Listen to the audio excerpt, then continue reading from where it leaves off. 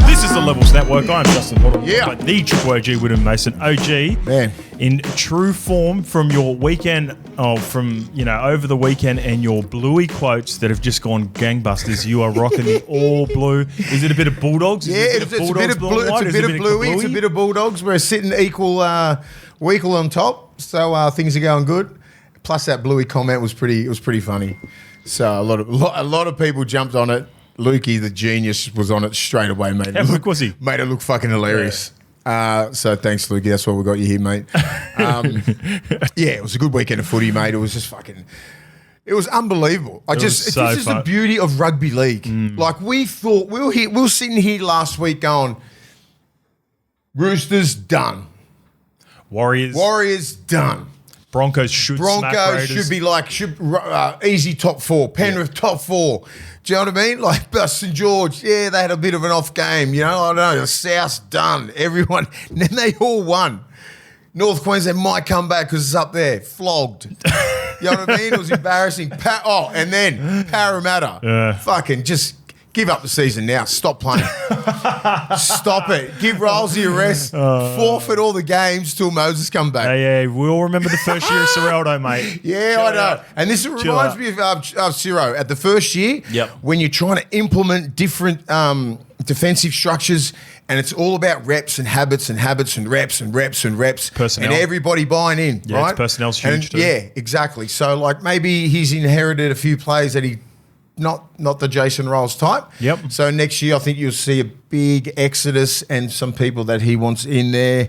But by the end of the year, I think they'll get their shit together because some of their, like, we'll get to their games, some of their defensive decisions was bush league. Yeah. It was really bad. You know, I was sitting there. What do you think is the sort of the biggest thing that you or the most worrying sign? Was it communication? Was it just effort? Was it what was it? All what you just said, right? I think there was one time there was a play the ball just on the left side, left side of the black dot, right? Yep. So you get like the great teams had maybe five, 6 max. Yep. They had 8.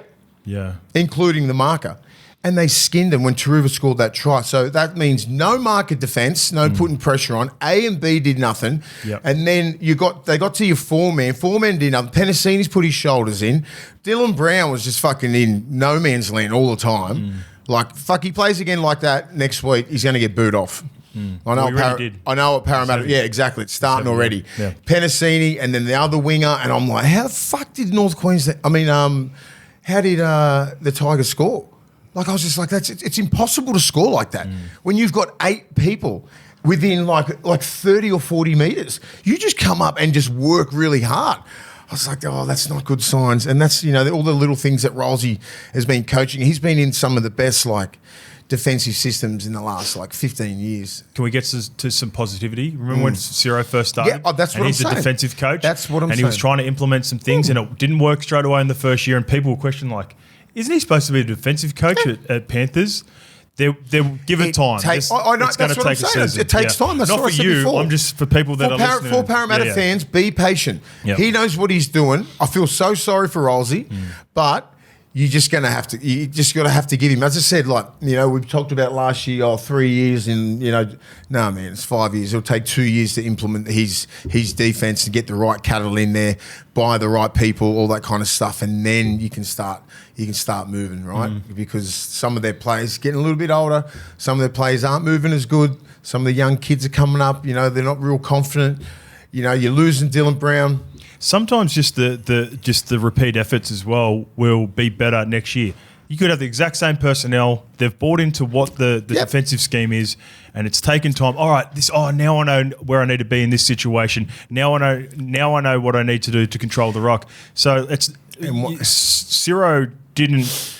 There was a lot of change in personnel, but there was still a number of players that were there as well that have got a lot better at the system. You just need to be patient, and because they teach you, you think you know the game, and then you get taught by someone like that, and you're like, fuck, I don't know much about defensive principles and everything like that. Like, it teaches you a whole new thing. You got to be willing to, humble yourself. Yep. And just be working your ass off all the time because it does work. I mean, like Penrith. Look at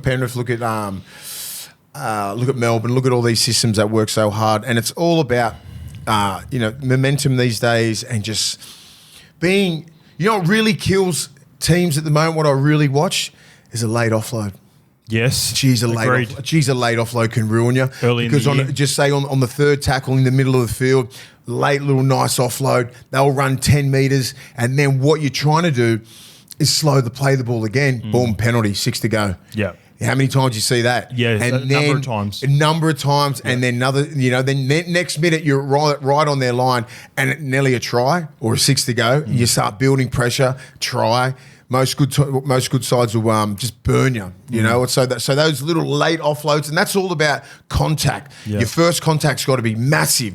I don't care if you're coming up and you're banging, it's not knocking him on his back, you've got to hold that ball. Yeah. And the other guy, they get taught that all the time. The other guy hits ribs and the other one hits legs. You can't let go of that ball.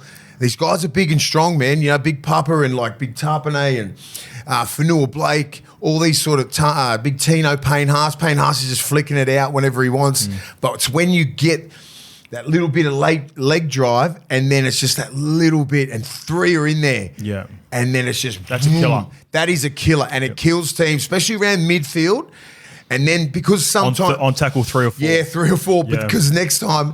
The next tackle is nearly a penalty because you're trying to slow it down. So little things like that, and that's when momentum starts, and that's just discipline. Yep.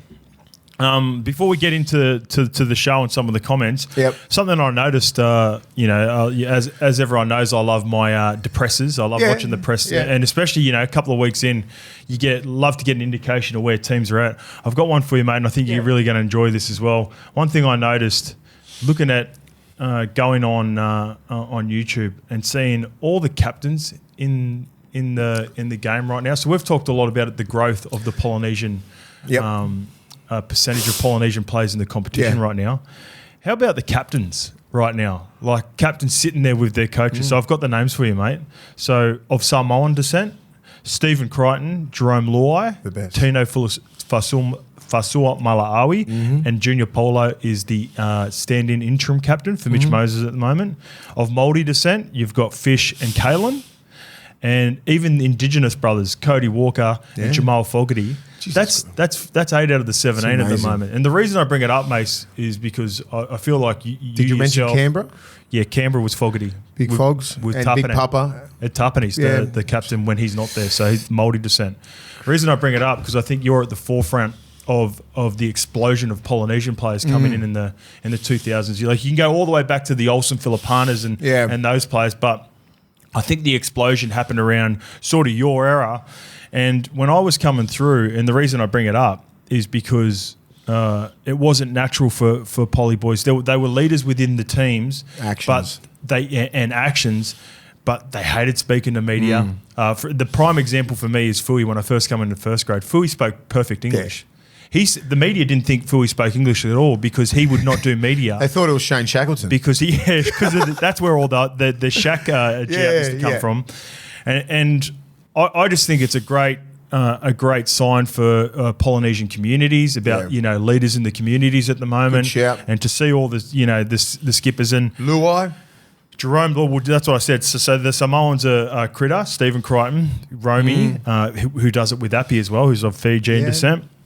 Tino's the captain for Kicks is up there. One of our captains. It's just I don't know. I just found that cool when I'm looking at there because when I was looking at YouTube to get and just see the representation come up with all the coaches. 20 years ago, go back, nobody.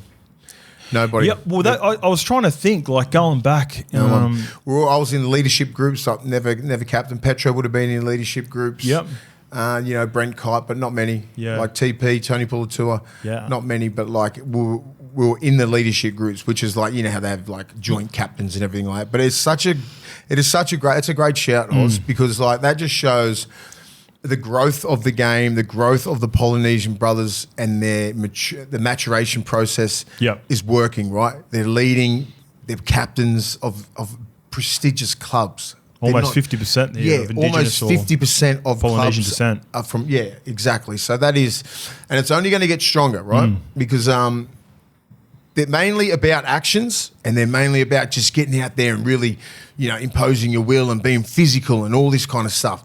Now, Critter's one of the best communicators. So good, mate. So's Luai, so's Fish. Like all those guys from Penrith, they're all great communicators. Big Papa, Tarpanay, all those guys, mate, they're inspirational leaders.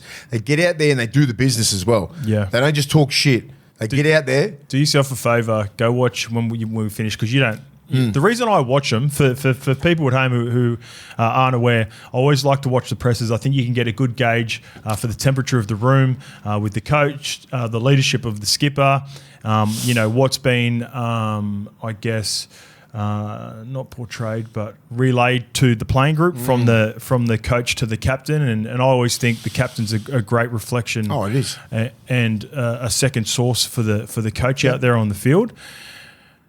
Just the way that Jerome and Critter handle questions now, they're right up there, because I judge clubs, teams. Who do you put that down to? Do you put that down to Cleary? Do you put it down to the individual? Are they just like that? Yeah, I would say. I would say Cleary's got a big. As Cleary got, I don't think Cleary has that much to do with their as in growth. Ivan or Nathan? Ivan, right? Is Ivan going? This is how you are. Or I think they're just naturally just leaders of men. They are, and these guys are young. Yeah, Critter's 23, like he's captain already. Like Luai, like it's just. It's fantastic. You usually get that when you're about 25, 26, but not this young. Critter was 22 last year, captain of the Bulldogs. Yeah. I got a sort of, not a funny story, but I remember when I was overseas and I was chatting to Ches when they were going through a rough period at Manly. And, he was brought up in Mackay, potentially. Yeah, he's a Mackay boy, yep. Ches. So he grew up in, around the northern Queensland North area. Queensland. Didn't have much, wouldn't have dealt with a lot of Polynesians up there. It was, either Indigenous brothers or your Aussies up there. Yep. And they've got a really strong influx now of Polynesian boys. Look at Olukwatu. It started about 16, 17 where, your Fainus, Upper Coruscant, all those sorts of players were there. And he's like, mate, I just haven't spent a lot of time with them. I don't have the tools to be able to connect to them. And I remember he said to me, he made a conscious effort, because the guys from the original era that he'd been so successful, the Chockies, the Gifties, the Snakes. The only player that was left at the time was Georgie Tafua. Yeah. So he goes, mate, he basically had a chat with Georgie. He's like, Georgie, I need you like that. Yeah. He had a really good relationship with Georgie. This is after Snake and that left? Everyone's gone. So about 2008. 16, 17, okay. They're struggling. The results aren't going well. I think they had one good year under Baz, but then they had a real rough year in one of the years, maybe 16 or 17. Could have been. It's around that time anyway. And he's like, mate, I just, I haven't spent a whole heap of time with him. It's not like I, don't want to get along with him. It's just. And he's a vet at this time too. Yeah. And he'd gone from. If you think about it, during that time, we had some Polynesian boys that come through, and Joe Nullival was a vet, Richie Farso was a vet, but this is different. This is all younger Polynesian players, So you had Jesse Senefale, Jess. Jess had moved on. Who else? But it was like the Hamolis and Manasi Fainus and all those sorts of young guys come through. So, and he said to George, and they were young. Yeah, they weren't. That wasn't Hamole now. Yeah, that wasn't him then. Yeah, and you had Adam Fanul Blake there. Adam was there. Yeah, Fanul Blake. He was at his wildest times there, so that would have been hard to control. Yeah, Adam was a pup, and he was he was about it. So and it's evolving, right? I look at that, and I look at guys like Wayne Bennett. He's the guy. I look at guys like Craig Bellamy, Ricky Stewart. They're they've been through the 80s, 90s, 2000s, and 2010s, 2020s now, and they're still there, and the players love them. Do you know what I mean? Because they evolve and they love, they just love. They're people coaches, right? They're all about getting the best out of the individual, but they care about their family. Yep. If you tell a young brother, talk to him about, how's your mum, how's your family, if all those questions come first, and then it's just like footy after, or maybe not even footy. There's a genuine care factor, and all you want. As even if you're white, if you're Polynesian, Indigenous, or if a coach cares about you, that's that next level of you'll put that effort in, and that's why they seem to get the best out of their Indigenous sort of players, Polynesian, and so does and Ciro's like that as well. Yeah, Ciro's a players coach. Everybody's so comfortable with Ciro. They can go and Ciro's a young man. Ciro's I think maybe 40, maybe. Yeah, he would be Like I'm 2 40, years, yeah, I'm he'd be 2 years older than me. Yeah, he'd be right on 40. I'm 45 next month, and Yep. he's there. He's been around the system for ages, but like they come in on the office. His office is always open. He's always talking to the young brothers and everything like that. Critter, they've got a lot of input now because they've earned his trust. Penrith, they've earned that trust, right? They've won 4 comps, but like at where the Bulldogs are now, you got to earn it. The first year, last year they did. Now we need to consolidate and go for it, right? Yeah. So, but that's trust, man. You got to earn that trust. He's only been coaching for 3 years. He's been an assistant for 10, but Yeah. but he knows how important it is. He knows how important it is. You can't just be like, oh yeah, just get the best out of these players and who cares? Because you know what? He was a player, right? He was a player. He played over 100 games. He understands. Yeah. You know, so I think these coaches are really, you know, we've got a real special crop of young coaches coming through. Yep, agreed. You know, like, regardless of Rolsey's going to be a good coach. He's just going for a really bad time. Seemed like Benji was able to drop the shoulders a little bit yesterday after a win. They look different, didn't they? You know, like Appy changed the game, Buller changed the game because I wanted to know what it looked like with those two. And it looks decent. Pretty good first look, isn't it? Yeah. All right, let's get to this one from Jake Sutcliffe. All right, boys, late entry into the Lukey nickname competition. Mace is always freezing. Hoz is always too hot. What about lukewarm? I don't hate it. I don't hate it. Lukey the bro. No, Lukey the bro sticking. bro's all right. The bros, Lukey the bro stone. Yeah. Shout out to the 2 lads sitting behind me, Tigers fans yesterday. Big fans of the pod. Just Oh, were peppered they? me. Yeah. Give it to you? Give it to me all game. Oh, God. How good. Here we go. They don't miss the Tigers fans when they're going good. Nah. It's been rare. Did you see the celebrations from some of them when I like that. Yeah, I like don't it as hate well. it. Yeah, that's going to stick. It depends who does it, but Taruva looks cool. Yep. I'm not sure how Twal will look. I'm not sure how. You don't have to worry about I'm not that. sure how. I know. I'm not Twal's sure gonna how. score I'm not sure how Galvin's going to look. I'm not sure how. You know, some of these boys, but like I can see a Royce Hunt. I can see Terrell May. I can see all the brothers looking pretty cool. Yeah, but some of them might just be like. I'll tell you what. The claw. I'll tell you what. It reminds me a bit of the Munna wave back in New Zealand where the boys, throw it out. Yeah, but it's mad because they rip their chest and go, grah. Yeah. I love that. When Taruva did that, that was sick. Yeah, so it's added a little bit more to it. But I will say, I Cooper remember. Cronk liked it. Did he? Yeah, he commented, I like it. I like it. Yeah. Thanks, Cooper. He would have looked awful doing that. Could not imagine Cooper Cronk just going, "Roar."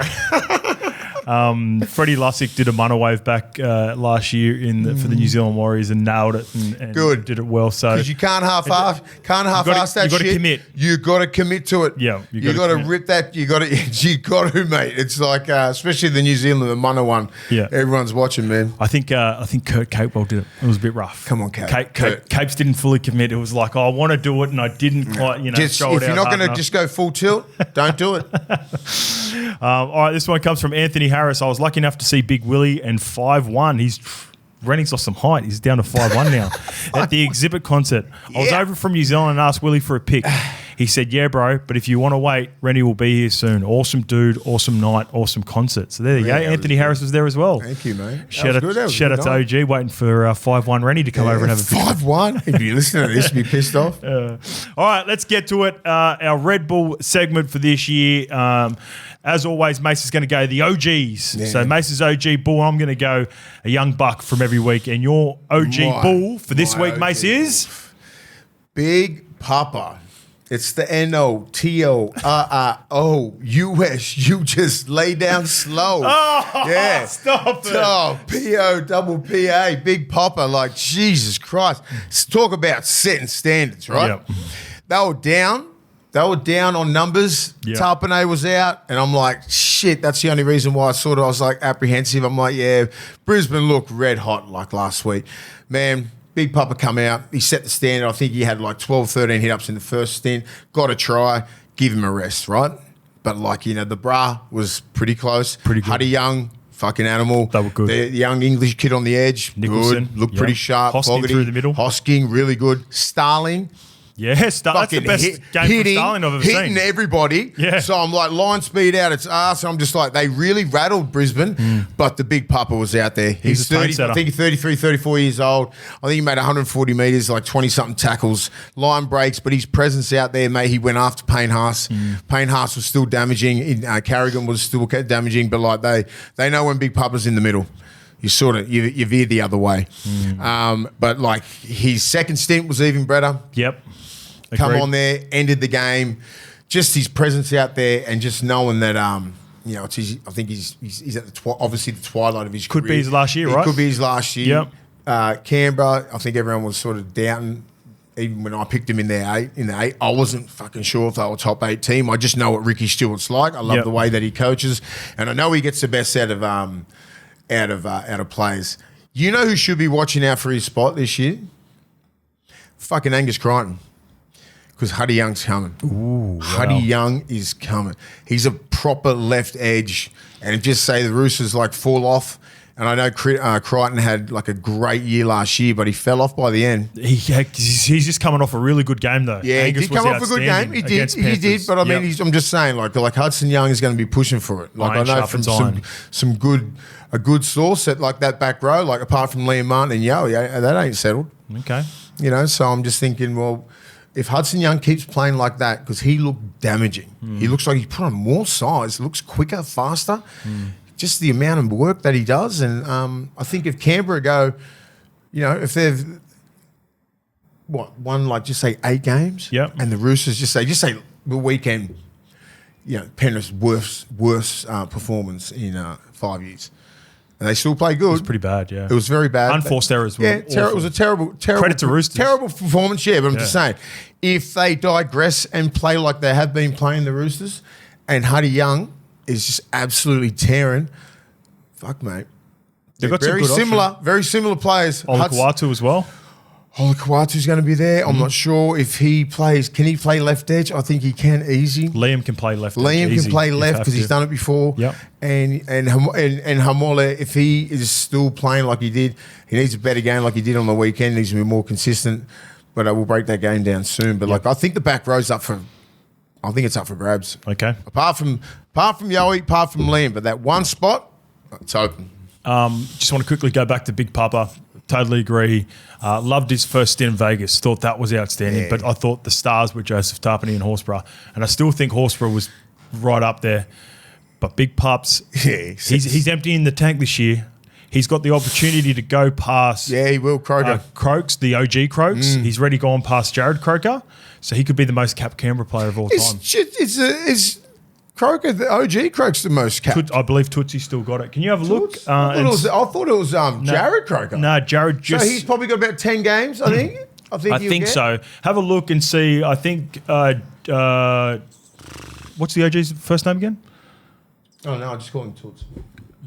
Jason Croker. Yeah, You got Jason 318, Jared There you go, 307, Ricky 203, Laurie 244. He's going to get that. What an effort from a front rower. Steve Alders 228. Mate, from 2016, 17, 18, 19, 20, he's the best prop in the game. Tell you what, there's a Hall of Fame player. The more I think about it, there's more front rowers around the 300 game than we give him credit for. Jesse Bromwich played 300. Coyote played 300.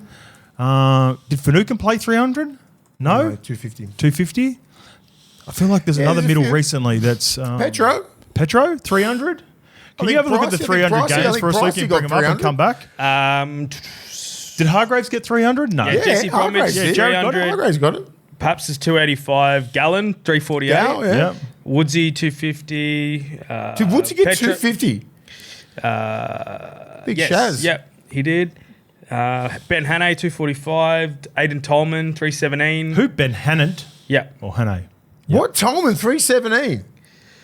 Yeah, Tolman 300. Yeah. Steve Price, 313. Matt Yeah. Scott, 268. Tolman, Webkey, 254. the ultimate nut trucker, old Tolman. Tolman, yeah. That's just the first ones that come up. God, his body must be. James Graham, including Super League, Yeah. 423. Yeah, there's guys over there that played 500 career games. Unbelievable.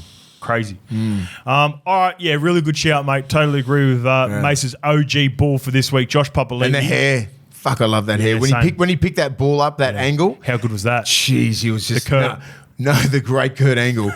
He just ducked and the hair was everywhere. You see it, Lukey? Do you see it? Oh, Looks it's a fucking slow-mo great. jumping Just on the slow-mo. ball, scooping it up, getting hit as the pads are But going the hair was everywhere, and then he just reached out and went bang, and then he just went like, Yeah. I said, yeah, big boy. So if you're not familiar, Mace always goes his OG, but he likes the guys that set the tone. I like the Young Bucks, and I've got a number of them. Yeah, there's a few. My Young Bucks, Scope's Young Bucks for this week. You gonna pick a few? Or I've got just one? 5. Ah, fuck off. I've got Come on. 5. I want to hear these.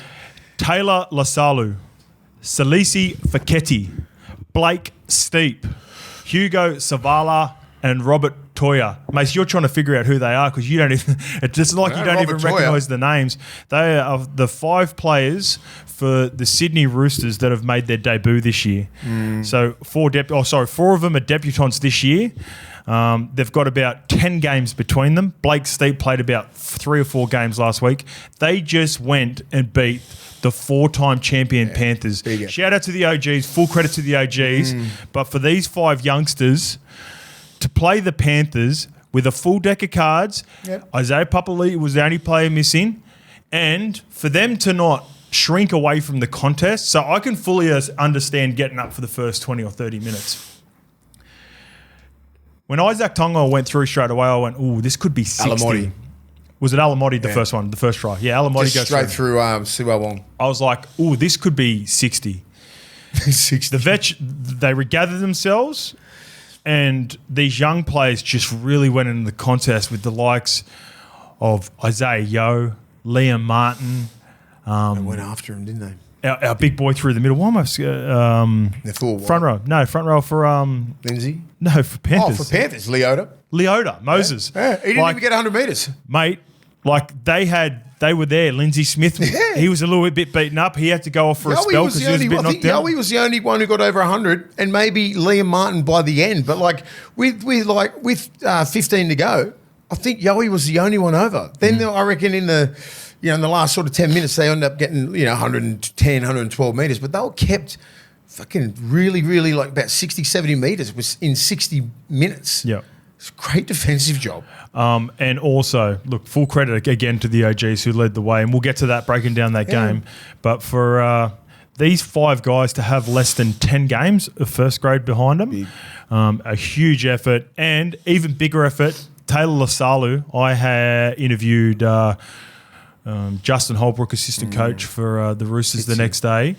And Taylor Lasalu was getting up on Saturday morning after a big win against the Panthers on Friday night and doing some concrete in the morning. I love that. Love those stories. Shout out to those young fellas. I haven't seen anything like this in the Roosters in a while, where you get 4 debutants in the first 2 weeks of a competition. They get absolutely schooled round 1 against the Broncos.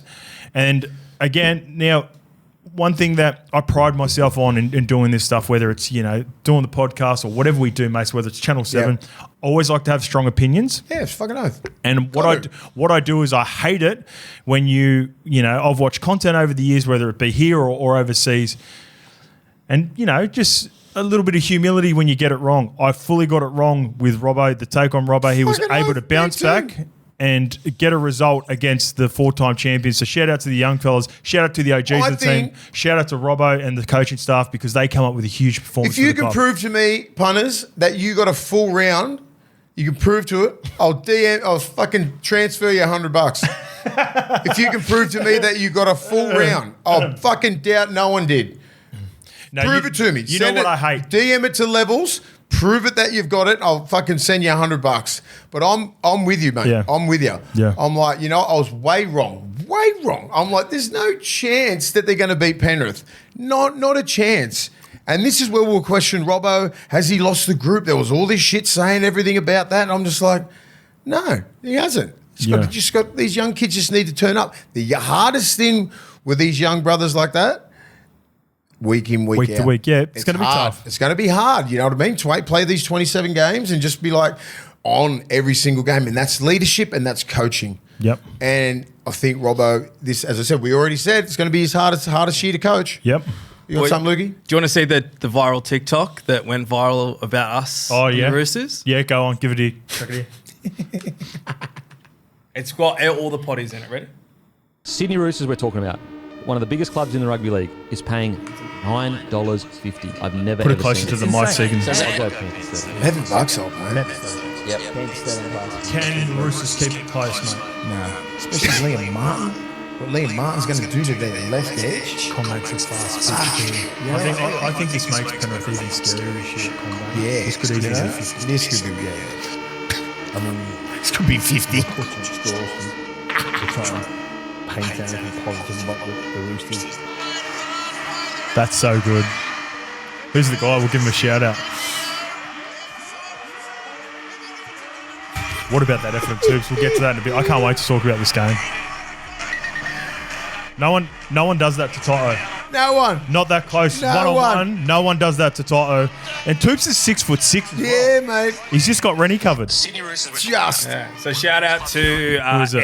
NC Edits, just a random TikTok account. Yeah. There was also another one, a Lukey Metcalf one. I'm sure we'll get to that too. Okay. They created the TikTok account just to post that video. Can you get it up, please? Let's watch it as well. I'll keep searching try for find it. Hey, but just keep that energy. Keep that energy up. No. Here's the one. Mason, you'll agree with this, right? I will admit when I'm wrong or got something wrong, and we always give them their flowers. One of my pet peeves is fans coming on after the fact. That's what I'm saying. So when we have our strong opinions on Thursday, come and let us know before the game. Don't wait until the result and then come on and go. That's easy. Yeah, what about those? What about your take on the Roosters? Nah, have your opinion early and then let your name know. And then what happens beforehand. this week if the Warriors get pumped and the Roosters get pumped? It's just the way it goes. Rugby league is the best game of all because of results like this. If you are off, if you're the best team in the comp, right? Arguably Penrith and Brisbane, and you are off a little bit, and that other team's at 110%, you're getting fucking beat. It's great for the comp. Beat. It's great for the comp. Yep. Anyone can beat anyone apart from Parramatta. Yep. That's the only team that can't beat anyone at the moment. And Say that again. Anyone can beat anyone except for Parramatta. Yeah. Well, and North Queensland. Para come out and beat your Bulldogs without Burton and Kickout next week. Please. Yeah. That'd be right. Clip that up, Lukey. Clip that up. Get that ready for Para next week. Not a fucking chance. All right, this one comes from Andrew Pearce. I'm not showing up next Monday if we get beat. Get Grub in. Jersey. Get the substitute. Grubstitute. Andrew Pearce, dudes, can I just say that I love you and Foz on. He's such a class individual, a model rugby league player, and an incredible human. Idea for your consideration. Would Foz, while he's in rehab for his bicep, be interested in doing some breakdown of plays in discussion with Scope and OG? I just think it would be fascinating. Obviously, no, you're all very busy, maybe monthly, say Foz of the month. As always, love the potty, gentlemen. Keep grinding. Triple OG, Scope, and Brookie. I think that in a South African accent would be class. Brookie. Best regards from Halifax in the UK, home of Morgan Smithies and Gareth What Up With It. I will say, firstly, thanks to Foz who come on. Apologies with the sound too. We're going to be working on the audio for that moving forward. But Foz is a very busy man. He's playing still currently an NRL first grader, right? We can't get him to break down plays. Also, we've said this for, I think, a number of times now, Mace. We don't have the rights to have clips in the background, so we can't break down plays with it. Mace can talk to you about shape and all that sort of stuff, but we've got restrictions in what we can say. So we do. Yeah, that's the. He also killed it on Super Saturday this weekend. Really good, yeah. And what about the slick back too? I seen the Hello Sports boys. The first thing I thought as well, Foz was on the panel for Fox over the weekend as well. Just beautiful, nice mane at the moment. Him and Desi got beautiful hair. And that's that Desi's connection. got great hair. Oh, still 60, what? He'd be 65, 70, nearly easy. Closely. And he's just it's just always sitting the same. It's like Reece Walsh's hair. What do you reckon his hair routine is for Des? What does he go through? It is. I reckon just sea salt. Or you can just conditioner like every morning. So I haven't Blow dry. I put shampoo on my hair once a week, but yours is so short anyway. Mate, We've don't never worry had about it. Yeah. That's it. That's a wash there. By the way, did you give that a little touch up? I did a little touch up, mate. Yeah. I got clippers at home, but I love going down to Barbarians, Ahmed, Ali, all the boys down there. Shout out to the boys. Yeah, I love them. They were a bit angry at you. You fucked their name up last week. Yeah, no, my bad. You know, because they were my OGs. I know. But Bay was like, what the fuck was Hoz saying? I said, I didn't even know what he was talking about. Yeah, that was my old barber. Yeah, so shout out to both. Barber Brothers were my guys I used to go to. We all back go in to the day. Barbarians, Maroubra Junction, mate. Yeah. We're always there. Yeah. And I was just thinking, you know, sometimes like my hair grows so quick, so I get a haircut on Wednesday, right? Look sharp on Thursday. Then I was like, I'll just cut it on Saturday. So I'm just a little number 1 over the top, and then I'll be right by today. And then Wednesday I'll do it again. Mate, this hair's not going anywhere. The fucking hairline is unstoppable. Yeah. So I can cut It's the Mickey Mouse. I can cut it whenever I want. Yep. All right, this episode is brought to you by Mongrel Boots. They are Aussie born, Mongrel Aussie bred. Boots. No matter if it's work or play, Mongrel has the boot for you, and they're designed to be comfy as. Mace, Give you a story. No, I'll give you a story. Like on the way up here, not talking shit. Obviously, there's a lot of construction going down. Yeah. And they know what Mongrel Boots are. They're rocking the Mongrel Boots already. And I got hit up. Trying to get some freebies. I was just, and I'm like, I'd love to help. Yeah. Right? Do I just give you the website, or do I just come here next week with 10 Mongrel Boots? But mate, they love them. They love them. They had the Mongrel Boots on there. I reckon they'd be easily just swapping a pair of jeans and just leave the Mongrel Boots on. Straight up to the pub. Straight to the pub. Yeah, I love it. That's why. They're comfy as. Yeah. Because Mongrel boots are engineered with advanced technology. They're built tough. They include features like the scuff cap protection. So some of this stuff I'm not familiar with, but they would know for sure. A tough slider sole for enhanced stability. Roller sole technology, increasing comfort and safety, so you can go from the workplace to the pub. And the air zone comfort system to reduce fatigue, ensuring maximum comfort. Those boys that hit you up, they can head to mongrelboots.com.au to find your favourite boot and local retail. And the younger brother's a brickie as well. And he's like, fuck, you got Mongrel Boots? I'm like, yeah, because you don't do shit with them. I said, mate, I'll give you a pair. Don't worry about it, Rod. There you go. Rocket, they're on their way. Mace, let's get to the first question from Cameron Walker, and this is about culture, club culture. Hey, fellas, love the potty, especially Big Terry Torres, giving us some OG insights. Quick question. Why is it that some teams seem to really buy into a vision or identity where other teams just don't really? You consistently see teams like Melbourne and Penrith play to their strengths week in, week out, regardless of who is in and who is out. Yeah, it takes a while. It does take a while for the culture to be set. And as I said, I always say that word gets thrown around a lot, culture. Do you know what I mean? I've said it before, you got to build your own culture. The DNA of the club, of Melbourne, of Parramatta, of Canberra, you know, that's already set, like, in stone, right? That what they've done throughout the years, and like South's a foundation club, same as the Roosters. But when you talk about culture now, this is between the playing group and the coach and the coaches. Nothing to do with the CEO, nothing to do with the GM. This is what the players decide. And it takes a little bit to get that culture set and everybody buying in. Right, so that's the hardest thing. You'll see Melbourne buy into it. They understand. They trust the process. They trust the system. Then you got Penrith, who have just created this culture out there, which just like it's just a winning culture. They work hard. They train hard. There is no secret to anything about like these top teams. They train the hardest. Their contact games that they play, the training sessions are brutal. They're going against each other as hard as they can. And when I see other teams that are in the bottom 4, bottom 6, when I've heard and I've seen some of them train, they're not going as hard. So you can't replicate match speed, right? But you can still hit nearly at 100 as long as you know your body acclimates to the hits. And then if you keep doing that year after year after year, your body just turns to fucking granite pretty much. And most of these really good teams have been doing it for years, right?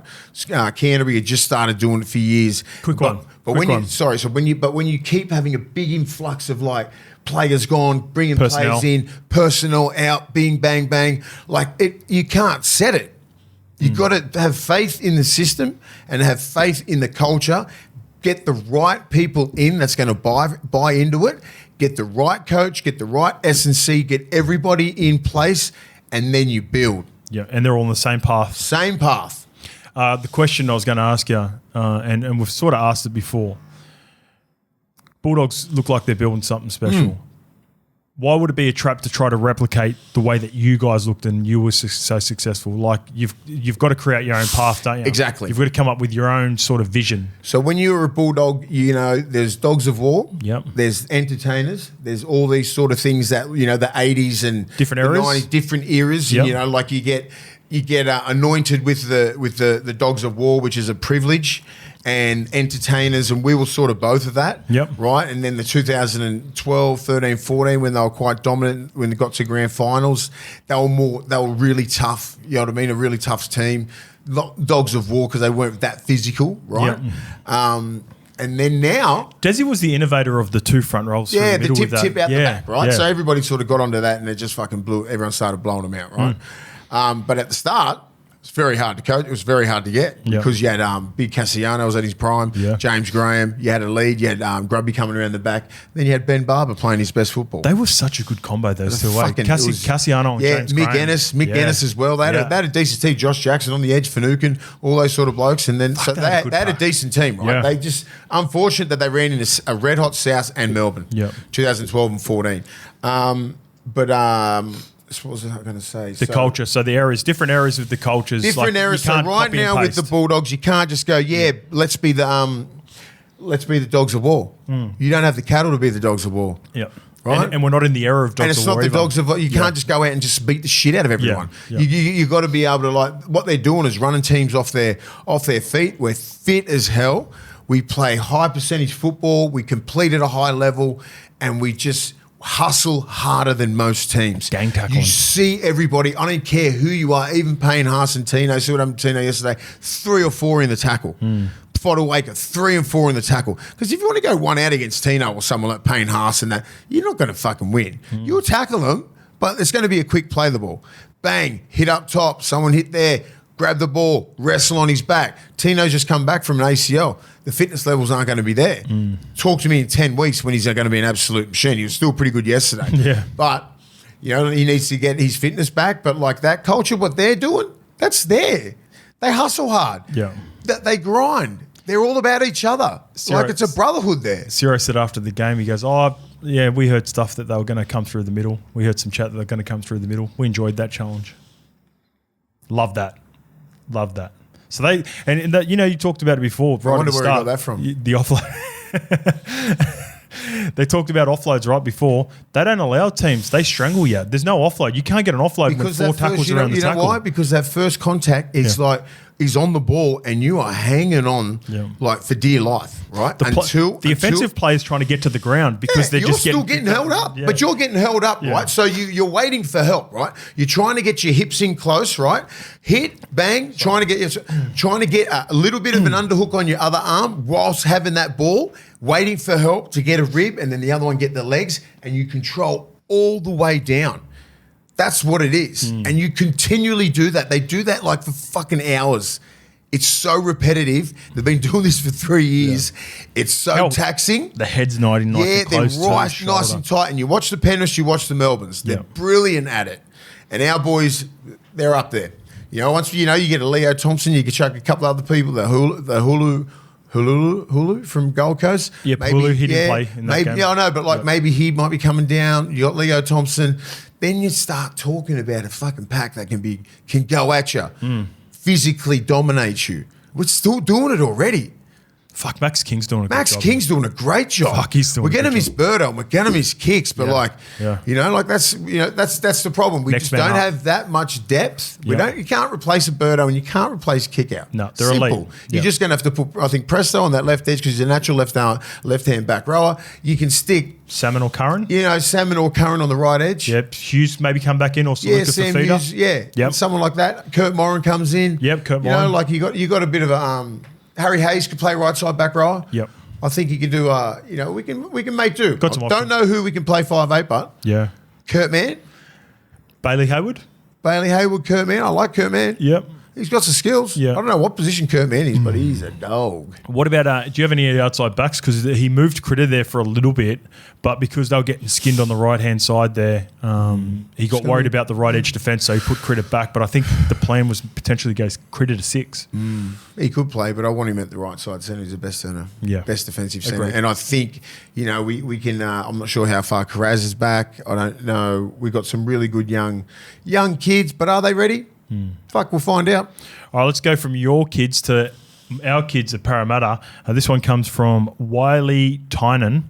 After seeing Yongi through the trials plus round 1, it looks like he has some traits that could make him a good 6, which could give Joash Papali the chance to have a crack at fullback and leave plenty of cash to strengthen the forward pack. Could this be a good option for Rolls moving forward? No. Yongi looks like a gun fullback. You love him at fullback? Yeah. Joe Ash, he was at the Dogs for a couple of years. He's got a lot of skill. I think he could even play halves. Okay. Yeah, he's got that sort of thing. His direction and everything and his communication, hopefully he's learned how to communicate a lot better with his middles because that's what he needs to do. Okay. And his communication from the back, I don't think it's up to scratch yet. But I think the halves need to change. This was before the game yesterday as well. Yeah, so I know. And I just think Yongi he's your man at fullback. He's dynamite. You don't want to mess with that at all? I don't want to mess with that because he's been their bright light. I think you still need to, I think Joe Ash could maybe play 7. Might be a little bit too much responsibility for him. Yep. But, fuck, he's got talent. Let's just see what happens. Credit to Yongi too, because that was sort of your biggest question mark, right? He's probably been the standout. He's the best. Yeah, he's been the standout. And I'm you're going to miss Gutho and everything, but he's been, easily their best player. Yeah, agreed. And He's I just been think really he good. attacks everything. And once they get their shit together and they start learning how to attack, when Moses comes back and he squares up a lot and he can, some of these half chances that they're getting, if Moses plays, they score. Yeah. Yeah? And having Moses out there completely changes things because you're not Kicks you out of trouble. Yeah, you're not under fatigue as much. You're not tackling all the time. So when you're not on the front foot and you're on the back foot constantly, this is what happens. yeah. You know what I mean? And they still scored enough points, right? And I think you'll agree with this as well. The beauty with Yongi yesterday as well was it wasn't the highlight plays or the beautiful shape. No, not enough points. Sorry, or I take that back. scoring. They scored one fucking try. No, but the reason I love Yongi is, mate, he was trying to get to every single play. He was always in the picture, and a couple of times when there was try scoring opportunities, he was diving on the ball, he was coming up with the play. Yep. So he showed some real He's effort. hustling hard, mate. Everyone else just needs to get on. If that's a young kid who's your best player, come on, big boys. Everyone else has got a lift. You got Joe Offenauer, you got Junior Paulo, you got Lane, you've got fucking some absolute dogs in that forward pack. They should not be getting dominated. Big game against your guys. They this should week. not be getting dominated by a West Tigers pack. Come on, man. All right, the injuries over the weekend. We already touched on Matt Burton and Viliami Kikau. They look like they're going to face at least a month on the sidelines. Both suffered knee injuries. I believe it's an MCL. Gus tweeted after the game, and I was supposed to both have scans last night, so it might have been confirmed this morning. Hopefully. As for the Panthers, Dylan Edwards will miss at least this week's rematch with the Melbourne Storm. God, no, I reckon he's missing more than that. Well, I said at least. Yeah, so it's just sorry. gonna add, 1 week. You can't. I reckon 3 or 4. That fucking groin injury. And I look what Money did for the last couple of years when he didn't take care of it. True. You can really he relies on his speed. If he loses that 1 meter or 2 meters and he can't get out, They've got a good replacement, Dane Laurie as well. Take your time. Yeah, Dane Laurie. I want you to back. I want him back for Origin. So if it takes him 4 to 6 weeks, and he comes back at 100%, he's still going to get that Origin nod, mate. Okay. All right. The other one is this is a bit of a downer because he's just always had little things happen to him. Zach Hoskins, he suffered a suspected broken hand after moving from the right edge to the middle and looking really good. He just can't stay healthy, but he's a real player when he's out on the field. Mate, isn't he? Scans have cleared both Tom Trbojevic and Daly Cherry Evans. Did Cherry just cop a mad cheap shot in the back or what? No. Was it a knee or something? I thought he had some friendly fire from Ruben Garrick. Somewhere.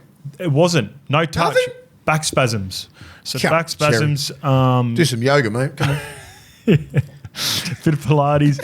Do some Pilates. Getting old, boy. I guess the most, again, look, when Turbo leaves the game with a hamstring injury, you always sort of hold yourself in an arabesque. I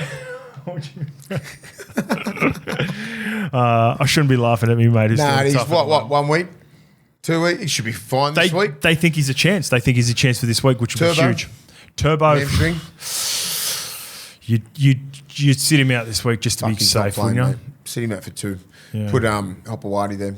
Yeah, Hopewadi. Collar didn't play on the weekend. You can make do without Turbo for a week. I think he should just only play on Brookvale. They got the Raiders at 4 points. Great. The last game of the round too. It'll be a good game. Okay, so an extra. Yeah, that's an extra. Yeah, good point. So an extra 24 hours rest from. Oh no, they'll have a full 9-day return. Do you like that timetable? The 6:15 on Sunday? No, I don't know. Yeah, it's daylight savings. It goes back to. It won't be long till it's back. Only 2-3 weeks. I don't mind. Say like a 2:30 and then a 4:30. Yeah. I think that would be all right on a Sunday. Well, just, do you want to hear my timetable yesterday? Come on. So I did crunch time at SEN from 12 this till is 3. what you actually did. Yeah, 12 till 3. Had 3 hours break. Had to come back and do the 6 o'clock game from 6 till 9. Shut up. Got home at 9:30, 10 last night. Trying to do my notes for the games this morning. Woke up at about 5:30 this morning. So that 6 o'clock game could fuck off. Yeah. Go back to 4. And then I'm able to at least do my notes from like 6 to 8:30 before I have my dinner on them. Yeah, I was in bed by 9 o'clock and I was just like so tired. And I thought, when you get up early in the morning, and I was like, yeah, it should be about like 4 o'clock. It's fucking 12 o'clock. I was like, damn it. And little Arch slept in our bed last night and he fucking had me in a fucking headlock or something like that. And he's like a little heater. They are, right? Fucking David Fafita. Why do they get so like hot? A little David Fafita. So he's like, he just gets so hot anyway. So he's like, got his arm around me, and I'm like, what's the time? I'm like, fuck it, get up and train. So I did a little E-Lab session this morning. Feel fucking great. Lenny's like JoJo. Awesome. when like you're signing Dylan Brown for 10 years. Yep. Okay. He's a 5'8". And I'm like, Cogger's like, well, I'm a fucking halfback. I'm not moving, right? So you're going to get the best out of Cogger. And then Fletcher Sharp is going to play the best at 5'8". And you don't know where he's going to end up. So that's going to be coaching, right? Kalen Ponga is on another fucking level. He's in a mood, isn't he? Do not fucking touch him. He's ridiculous. Some of the things that he was doing. He'll be first pick for Origin. Fullback. He could be. Why the fuck wouldn't he? He's killing him. If Walsh keeps playing, dishing up the shit that he did on the weekend, fucking please. We're 2 weeks in. I agree. I know, mate. It's just it's. If Origin was tomorrow, Kalen's the fullback. Yeah, I just don't think I'd rather pick Kalen anyway because like even though Walsh is like he's got that sort of X factor, I'm not like Ponga's consistent. I can't have a fullback like that who's just fucking comes in and out of games. I need you fucking having 15, 20 hit-ups. You know what I mean? And he's fucking blue shirt on, mate. He's seeing fucking ghosts. That's what he's doing. He's seeing ghosts from last year. Suoli's playing Union. Still only one. It's been 2 games. We can give Kalen his flowers while she's still got plenty of time, and you've also got your Blues heart talking here too. You're trying to I'm rattle. talking about Bluey. You're trying to rattle the Maroons nice and early. You've Origin's Billy, come up a couple of times pick the right people, Billy. Come Joey on, said Bill. it on the footy show as well. Basically yeah, well, Joey also said get rid of Dylan Edwards and put Turbo at fullback as well. So Joey's throwing some stuff out there willy-nilly. He's trying to fuck Billy up. Joey and Mace are texting each other, just trying to throw people off their game at the moment. Just sending some statements. Yeah. I love it how we're only 2 weeks in. Joey's talking about Origin. OG speaks about Origin That's all the the first time. thing I thought. I was just like, fuck, KP's fullback. You know what? Walsh is out. KP could be fullback for the Kiwis if you don't watch yourself because you don't go picking him for Australia. Did you hear my little take on Channel 7? No, I didn't. What's the latest? I said, well, Dylan Brown's going to Newcastle. Maybe KP will be in the New Zealand jersey. That could work. Well, they threw it to Mal on Super Saturday. Yeah. So and I said because of all the bullshit that he had to jump through last year, all the hoops, and then you didn't pick him. Didn't pick him. So like if I'm thinking now, Make yourself available for us to not make you available. So if he plays Origin this year, isn't there a rule? You can't Yeah, play so Origin. another 2 years. The rules are the rules. You can't do it, but there needs to be something in place. We continually, Kiwis, World Cup we this get year? fucked over World Cup this year? next year. Next year? Next year. Okay, so if you can play Origin this year, win it, year off, I think he should be able to play whoever he wants. Well, he declined to get ready for Newcastle to start the season. Then he was forced to make himself eligible, which I'd be was... still angry, man. I'd be very angry. And then he wasn't picked. And then, you know what? He goes and plays for the New Zealand Māori All-Stars at the start of the year. And make sure everyone knew about But you it. put yourself in And that he put killed yourself it in too. that position. Yep. You know what I mean? Like what they did to him, and like he did everything right. He goes, okay, well now I'm eligible because obviously he didn't do it the right way at the start. He said, I just don't want to play. He should have said, I'm fucking injured. I'm getting an operation. Everyone would have let him go. But they said, all right, make yourself eligible.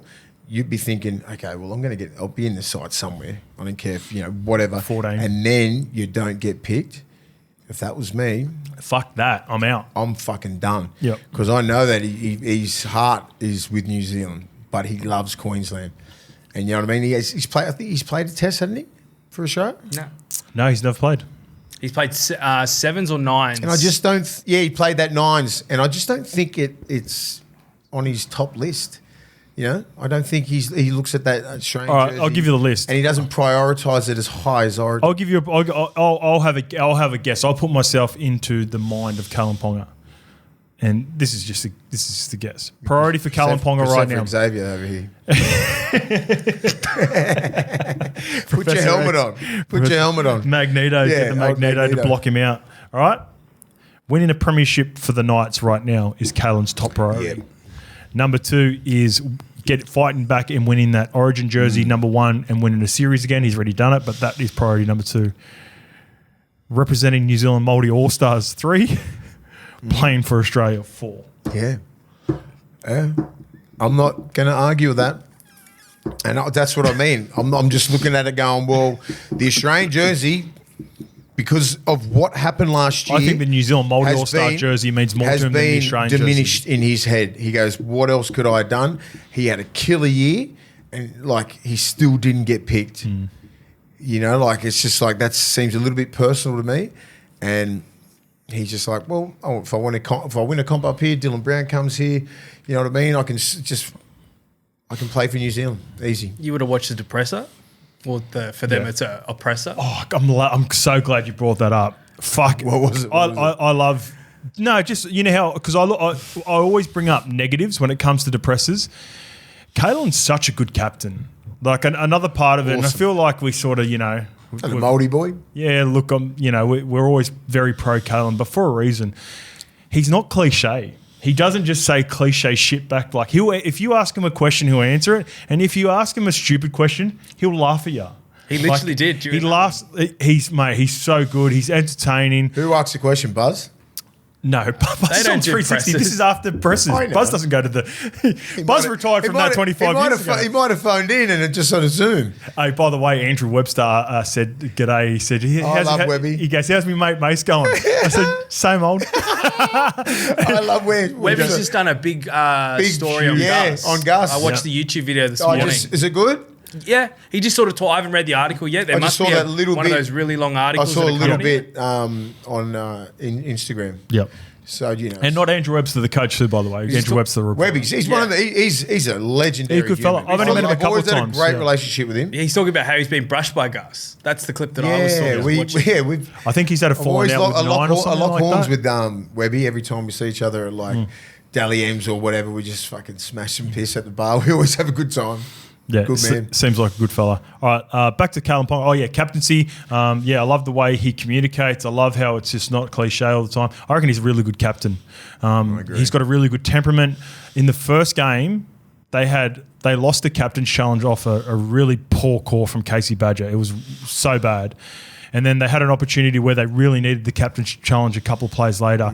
And that game would have been so frustrating because there's some really bad calls from the referee. He never gets flustered. He never lets it sort of reflect on his leadership in the team. Yeah. And, he's in a fucking mood. Just next play. He's That's in a mood. He's feeling really good. He's healthy. He's just like – he's had a couple of good seasons back-to-back now without a whole heap of head knocks or anything like that. Yeah. And you can see he's got a level of confidence, not only himself. Just like the face, like the smirk that he has in the press conference. So funny. You know what I'm talking about? Yeah, that's what I mean. He's like, they'll ask a question and he's just like, and it's to Adam O'Brien and he'll just be like, anyway. And this is what I'm getting to with this. Could be Dally. I reckon KP, huge chance. I reckon KP's got to the point of a career now and what he's done at the Knights for the last couple of years, he's going, fuck, I can only do so much but I think he likes what he's got with Fletcher Sharp. I think he understands as a player there. Mace, we were at that golf day with him last year. There's a player there, mate. He's got some it factor about him, doesn't he? I just don't know what position he is. I think someone was saying I could see him at 7. Fuck no. No. What are you doing? You're taking football out of him. He's not going to be in there trying to like control like little things and get into different spots. I need him scoring tries. He doesn't have to. Kalen can do that from fullback. I know, but I'm just saying I can see him playing centre, right side centre, instead of like when Gags probably only got a couple more years left in him. He can play wing in front of Schiller easily. Well, he's going to play 6, mate. Or Yeah. who knows? I'm not saying he's guaranteed 6. Well, I think he is. I'm pretty confident he is. We'll see what happens out this year. See if he's up to it. He's played 2 games. He looks all right. Yeah. I haven't seen him kick yet. I haven't seen him pass that much. Yeah. Well, you don't have to when you got a fullback. Very important, but you got very important. Yeah, you got a fullback that can kick, that can do 70% of the kicking. I need him to be able to kick as well. You get a full kick chase. Kalen kicks from the fullback position. Man. That's why they do that. I know, but like he'll probably add that string to his bow. Yeah, you can grow with that little short little kick, so he needs to be an option there. What, maybe 1.5 to something like that? Yeah, chip just in for 1.5 bit, so he's an option, right? Game. And I don't think he really has to do that because KP takes over, and you've got Cogger's got a pretty good short kicking game, but like. Just add some things to his game, and I think he can be a real genuine 6. I still don't like Dylan Brown as 7, but I don't like it. I honestly don't like it. I think it's going to fuck up their chemistry. You're in the majority too, by the way. A lot of people think the same as you. I think he's a gun 5'8". He's a top 3 5'8". You know, I'm looking at Money, I'm looking at Luai, I'm looking at and Dill. I don't think there's anyone else better. Luai's 7 now, so there's an example of a guy that's fucking 6. You know, in my head. Okay. You know, but like I just don't see him being that guy around. It's just like, you know, dummy someone. Like I need him. He's so used to playing on the left edge, getting that real wide ball and just attacking, having a left side back rower. He's got a good back row on that left side there. You're going to have Bradman Best. You're going to have like, you know, Marju. Who's the young kid? Lucas. Lucas. That's a fucking really good proper. left edge, Then you're going to have like Ponga around the back. That's what I like. You know what? The more I've done stuff with you over the years, you need to really see someone prove it over time. Yeah, man. Yeah, that's your biggest thing. I just can't say. I need until you see multiple reps, seasons proven. That's why you're always big on OGs. Yeah, because you need to see people prove it. Dylan Brown's proved it for me. Okay. He's done 4 years, and Fletcher Sharp has played 2 games. Yeah, yeah. There's a footballer in there. Yeah. They just need to both know. Of them. Yeah. They need to figure it out. And figure it out because he's a fucking gun and he can run that whole side. What about that left edge? Marzu, Bradman Best, Fletcher Sharp. He's back. Running so hard. I don't understand why people kick near him. Like on a kickoff. I'll be like, kick it fucking that way. Yeah. To Schiller or something like that. We'll pump him. Schiller's going good. I know, but it's not Marju. But not Marzu, agreed. But I don't give a shit who is in front of Marju. He's gonna find his front. Yep. But like, you know, kick it the other way or just kick it straight down the line. I don't know what it is, but like it's fucking dumb. You know, he's becoming a sneaky good player at his position. Phoenix Crossland. Love it. He's not really getting the raps. I love the work ethic, and I love how he has got. I like his size. He got Brayley out. I like his size, Mace. For a hooker. He's put on some weight. He was skinny. He's come up as a halfback, right? Yep. He's a makeshift 9. Brayley come up there as a big deal, right? Big money, big everything. Yep. Next sort of, you know, he's touted as a fucking 9 for New South Wales. He's off to Canberra next year. He was that sort of guy. He'd be great for Canberra. Yeah. But Starling's got something to say about that this year. So, but he's forced Brayley out. Local boy, you know what I mean? I love seeing that. Worked his ass off, got a cap for New Zealand. You know, now he's got that job. He could easily play 80 if it wasn't hard, for bro. He goes good, Great technique. Yep. Saifidi, they're going to miss Leo Thompson next year, but I'm sure they got a young up and coming prop there in the playing reserve grade. That's really, really good. Probably 6'4", 510, 15 kilos. So they need one more though. They need one more. They do, and he's going to be a rookie. I think he'll play first grade this year when there's some injuries start happening. But he's I forget his name, but he's probably one of the best young props in the game. I think they're one solid middle away from being decent. Like Hetherington's off the bench. He's got a few errors and penalties in him. Adam Elliott was good. But he's still Brodie Jones, Croker. They're all like good, solid first graders. If this guy can hit the scene like he does in Flegg and Reggie's, like 6'4", 6'5", really good feet, fucking got a passing game on him, hits hard, fit, You know what I mean? Like that's your prototype front row. And like Ogres, he come through Mark O'Mealy, the big Ogres system up there a couple of years ago, and Ogres got massive raps. We tried to get him a couple of years ago. Oh, that's huge then. All right. Yeah. What's his name? You don't know his name? Forget his name. Okay. Someone hit us in the comments Our comment about section it. will know. Comment section, but yeah. he's like, I think there's always been big raps on him. Are you looking now, Lukey, for it? New South Wales Cup? No. I've had a message. Yeah, he's only young. He's only 19, 18, 19. So All right. he'll be good. Over the Dolphins. They just couldn't afford, and this is what I was worried about with the Dolphins, they couldn't afford to go 0-2 in the post-Wayne Bennett era, because then all the chat's going to start. All the pressure's going to be on Christian Wolf, and I don't think it's totally his fault. They've definitely got some excuses. He looks shit. Round one was a genuine excuse. It was a fucking awful week for them. Yeah. They had Cyclone Alfred. This week they had to leave a little bit early, go down to Newcastle, so I'm not giving them as much of a pass, but it hasn't been ideal. They look just clunky. They don't look like it's outside of Penrith, they had the most unforced errors. Like play the ball. Like Jeremy Marshall-King, I love him. bad game. Mate, that is... You can't do that, Jez. Nah, he's way better than You're a that. hooker, He's like you are a way hooker. better. You know the play the ball area better than anyone. You Yeah. can't do that back to back in two times in a game when your big boys are trying to fight their way back into the game. They It just hurts. It hurts you play. It hurts the big boys. You know what I mean? And it's not like he's a winger and coming in making mistakes. He's there. He's got to defend those mistakes as Yeah, well. and he's a vet now too. He's been around you for know, a minute. like that forward pack when you just your Saifidis and Gilbert. the Gilberts, the Plaths, and like it's not a shit team. They've got three middles in the back row. Oren Keeley, Similar Plath, players, and similar Gilbert. players. They're all middles. Very similar. The halves, Nicarima. You still got Herbie. You still got the Hammer. You still got I love how... Katoa. I mean, Katoa. Yeah, Katoa. Yeah, Katoa. Yeah, he The didn't other shy wing. away from the contest. Yeah, he kept I on thought going. they were at it. good. Yeah, They got talent, and I'm just like, why isn't it? Why can't they execute? yeah. It looks really bad. I'm just like, they're fucking way off. The timing's off. Yeah. The timing's off from Katoa to Nicarima. I'm like, they've been working on this for a couple of years. It's a similar same squad. You're not changing much. What must Kafusi? Fucking he's just what doing his must job. it be like when you have a guy and a figure like Wayne just in the locker room or just watching the games as a presence as a coach, and he's removed, and you just don't have that extra little bit of pressure to make sure you do the simple things right? What I say all the time, like he's just got that. He's got that aura where you're like, I don't want to let him down. Yeah. Like he simplifies a lot of things, and all you got to do is execute. He just wants effort.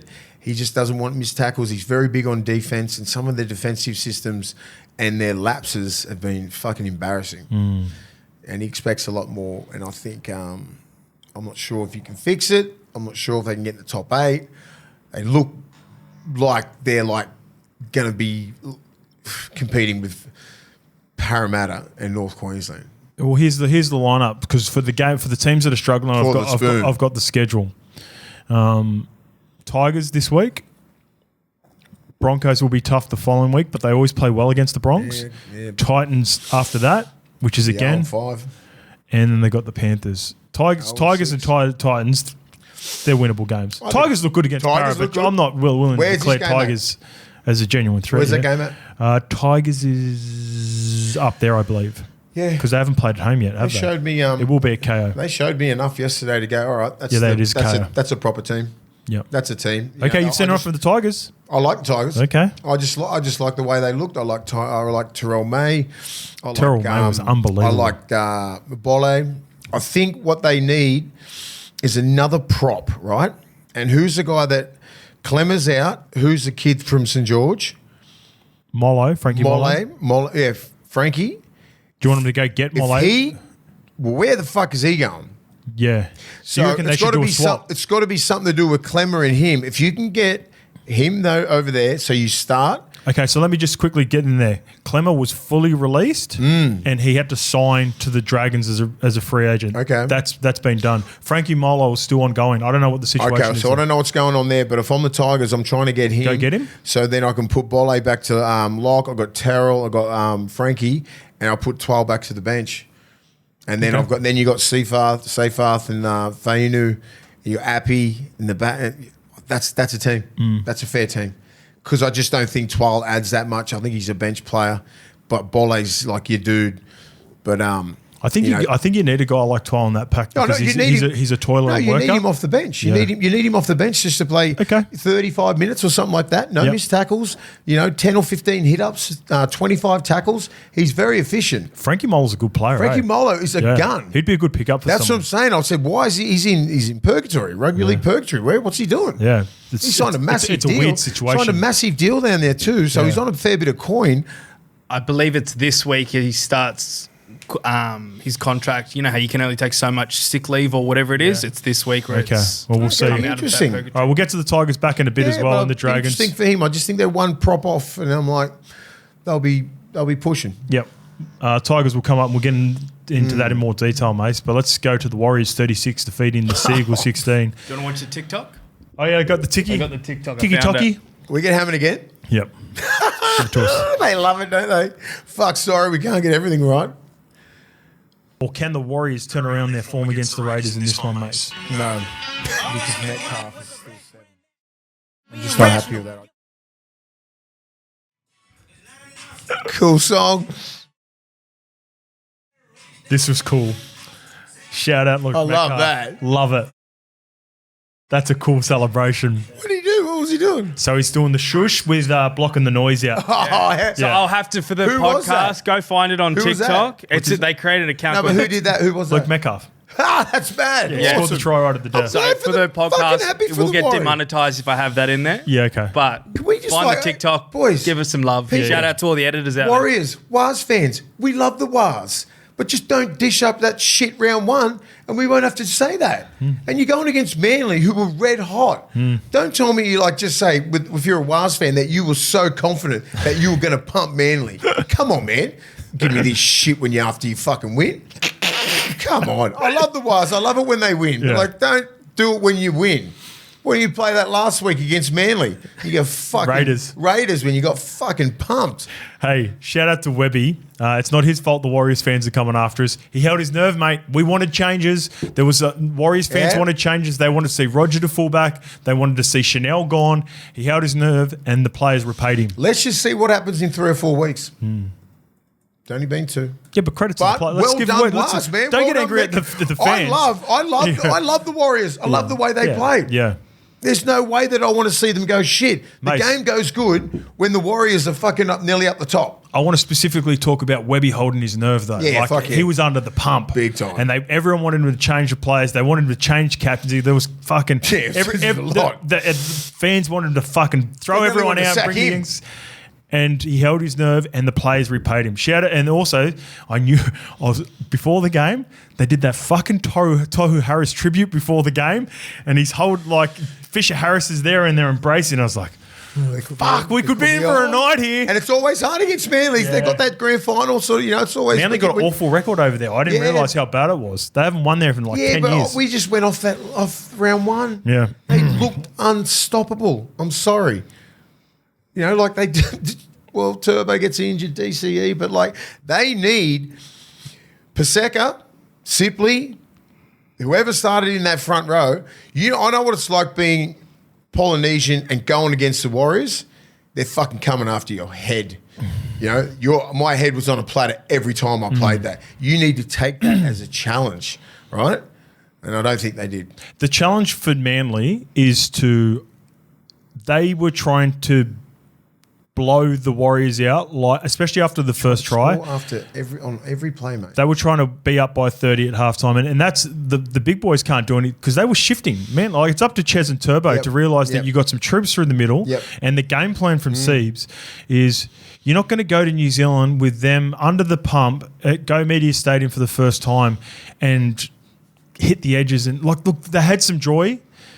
And then they kept on trying to go to it, and it wasn't happening. They had to roll their sleeves up to begin with and get the big boys involved. It wasn't until the second half that they tried to get Ola Kawatu involved. It was too late. Too late, mate. They'd done so much defence, and they were fatigued. And the Warriors got a sniff. And credit to the Warriors because they, Metcalf.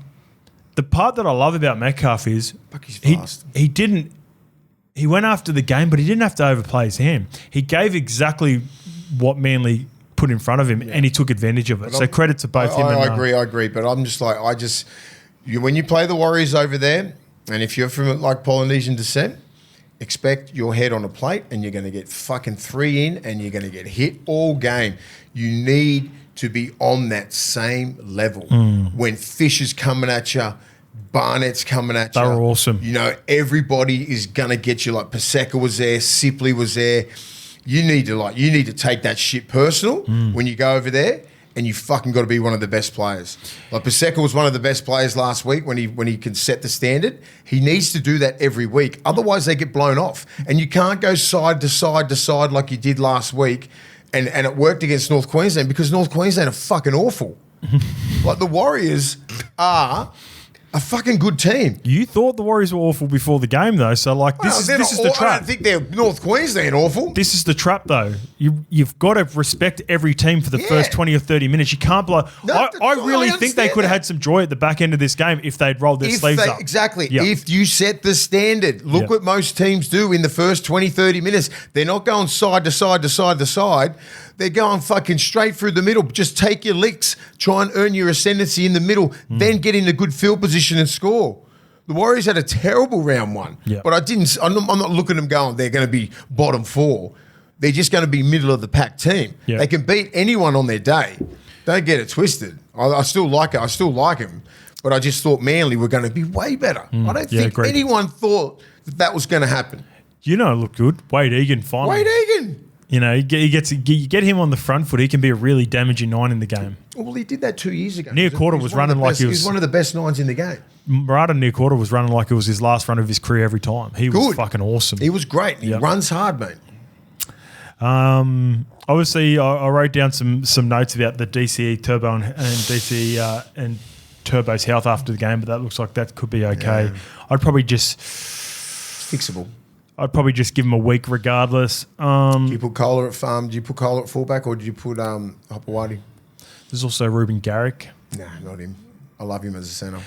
Yeah, but the thing with Ruben Garrick and specifically Leo Hopewadi... he has played good at fullback, hasn't he? Yeah. But the thing with Lehigh Hopewadi is if it's only a week, I think if it was a long term, I'd go Lehigh. So just say Turbo was out for an extended period of time, I'd go Lehigh. But if it's only 1 week, I'd go Ruben for 1 week. Okay. And then Kohler and Tommy Talau didn't play in that game. Easy. Yeah. Halfback? Jakey Arthur. Fuck. Jamie Humphries would have been nice. That rig would have been good. Fuck, he's looking pretty good. He should play lock. He's a beast. Fuck. Yeah, no. If Arthur's is in, they're fucked. All right, let's get to the Roosters 38 defeating the Panthers 32. This one comes from Simon Tomlinson. Boys, after the Chooks somehow getting a win against the Panthers. Do we have another TikTok? That was the first one. I'm thinking Robbo could be an L1 from day one. I can see him getting in the car after training on Mondays and Thursdays and saying, all right, boys, we got this for me. All right, what have the boys got for me this week? Simon Tomlinson, we weren't the only ones, as seen in the edit, that were getting after Robbo and the Roosters, but I know Robbo's an L1 from day one. He loves the potty, so shout out to Robbo. Love you, Robbo. I rate this as one of the best Roosters wins that I've seen in the NRL. They were outstanding, and they just wanted it more than the Panthers in every aspect of the game. So weird. I've never seen Penrith play worse in 5 years. It's their worst performance. Yep. But who cares? Because they Roosters got forced into that. Yep, they got forced into that. Usually in games like that, they sort of give you a little bit of a lead and then slowly just bring you back. And then, usually they've won those games, haven't they? Parramatta can attest to that when they had that mad lead and then they got them back. Robbo's won one game against Panthers and Storm in like 5 or 6 years, and then he decides to win it this year with Lasalu, Fiketti, Steep, Savala, and Toya. By the way, Robert Toya is going to be a fucking real player. Yeah. I like him. And our man Marky Mark was really good as well. Yeah, he's got silky skills, man. He has got silky skills. You got to watch for that kid. There's something about him, mate. That combination. It's so different. So give this guy some time, right? He's just come from Union, totally different fucking defensive system. Once he understands that, he gets caught out in defence sometimes, right? When there's a lot of numbers out there, he gets caught cold. But with the ball, You better be holding that ball on him because he's slipping like bang. He's got SBW. He's got SBW skills. What about when he did the one-on-one rake? I thought that was play on. Yeah, same. But like he's got a skill set like an SBW with the ball. Yeah, well, that's you know what I mean. Like and like and Toops is going to be scoring some tries. So if he gets one-on-one, like 10 meters out with a centre who's not that good a defender, he's shaking him. He's awkward. He's an awkward player. Very awkward. Yeah. He's not super fast. Nah. He must be big. Yeah, strong. What's He's he, huge. 6'3" or 4? 6'3", yeah, 6'3". He's a big boy. I saw him About in the 110. off-season. Yeah. Like fucking built. Did we see Shredded him out of his mind nails and the body like Fijian and just chiseled as fuck. Yeah. Yeah, but he was at that golf day with Hello Sports. Remember they were down at the Bondi RSL a couple of years ago? He was still at the Tars then. He's taller than me. Yeah, he was at the Tars at the time. Yeah, he hadn't come over yet. He just signed. I want him to be good. I don't want him to come over here and be a fail. Be a failure. I want him to do really good. You know, and that coincides with the Roosters playing really good because like him playing left centre, they're going to come at him, and he needs to start really defending well because they still made a few line breaks down his edge. Teddy said this was one of the best wins of his career. That's how much it meant to him. It was massive. Yeah, he was unreal. Teddy was outstanding. He nearly got the old ball. He nearly got my award. Mate, Angus took the Liam Martin and Nathan Cleary battle personally. Yeah, he was getting the bumper bars into Nath as much. Do you see how much claret was coming from Nath at the back end of the game? When you get to a certain point of your career and you are known as the dude, I reckon some players just get left alone because of reputation. Angus went, and because they're mates, you can tell that they're really close. Angus went at Nath any chance he could get. Fucking oath. And Liam Martin was trying to do his best to get in there, but Liam Martin got it as well. That was a fucking great battle. I love it. And I love when two guys, I love back rolls, the two best premier back rolls in the comp. Liam Martin and Nathan have dominated that series in the last couple of years. This is the first time I've seen Angus get the points on him. So shout out to Angus. Yeah. I think Angus has been down a little bit, like as I said, from last year's form. Yep. You know, you end up playing the World Cup. I mean, the Pac Nations, which is, it's not that hard to play for Australia when you just do your job. But like Clubland is where you get paid. The last trial was awful. He had a really bad showing there. Yeah. And round one was really bad, but he was fucking outstanding in this one. I mean, just that one game, that confidence of beating Penrith after that just disgraceful performance in round one. Fuck, I don't know what this can do. What can it do for you? Like, I just don't want them to see him. I'm not sure who they play this week. We'll review they play the Storm on Thursday. Fucking hell. Penrith play the Storm on Thursday. He's talking about the Roosters. Roosters, hopefully they can go on a bit of a run and show some confidence because they've still got a good team. If these young kids, as I said, the young kids, what they'll struggle with. 6 o'clock versus the Warriors in New Zealand. There you go. Two teams that were better.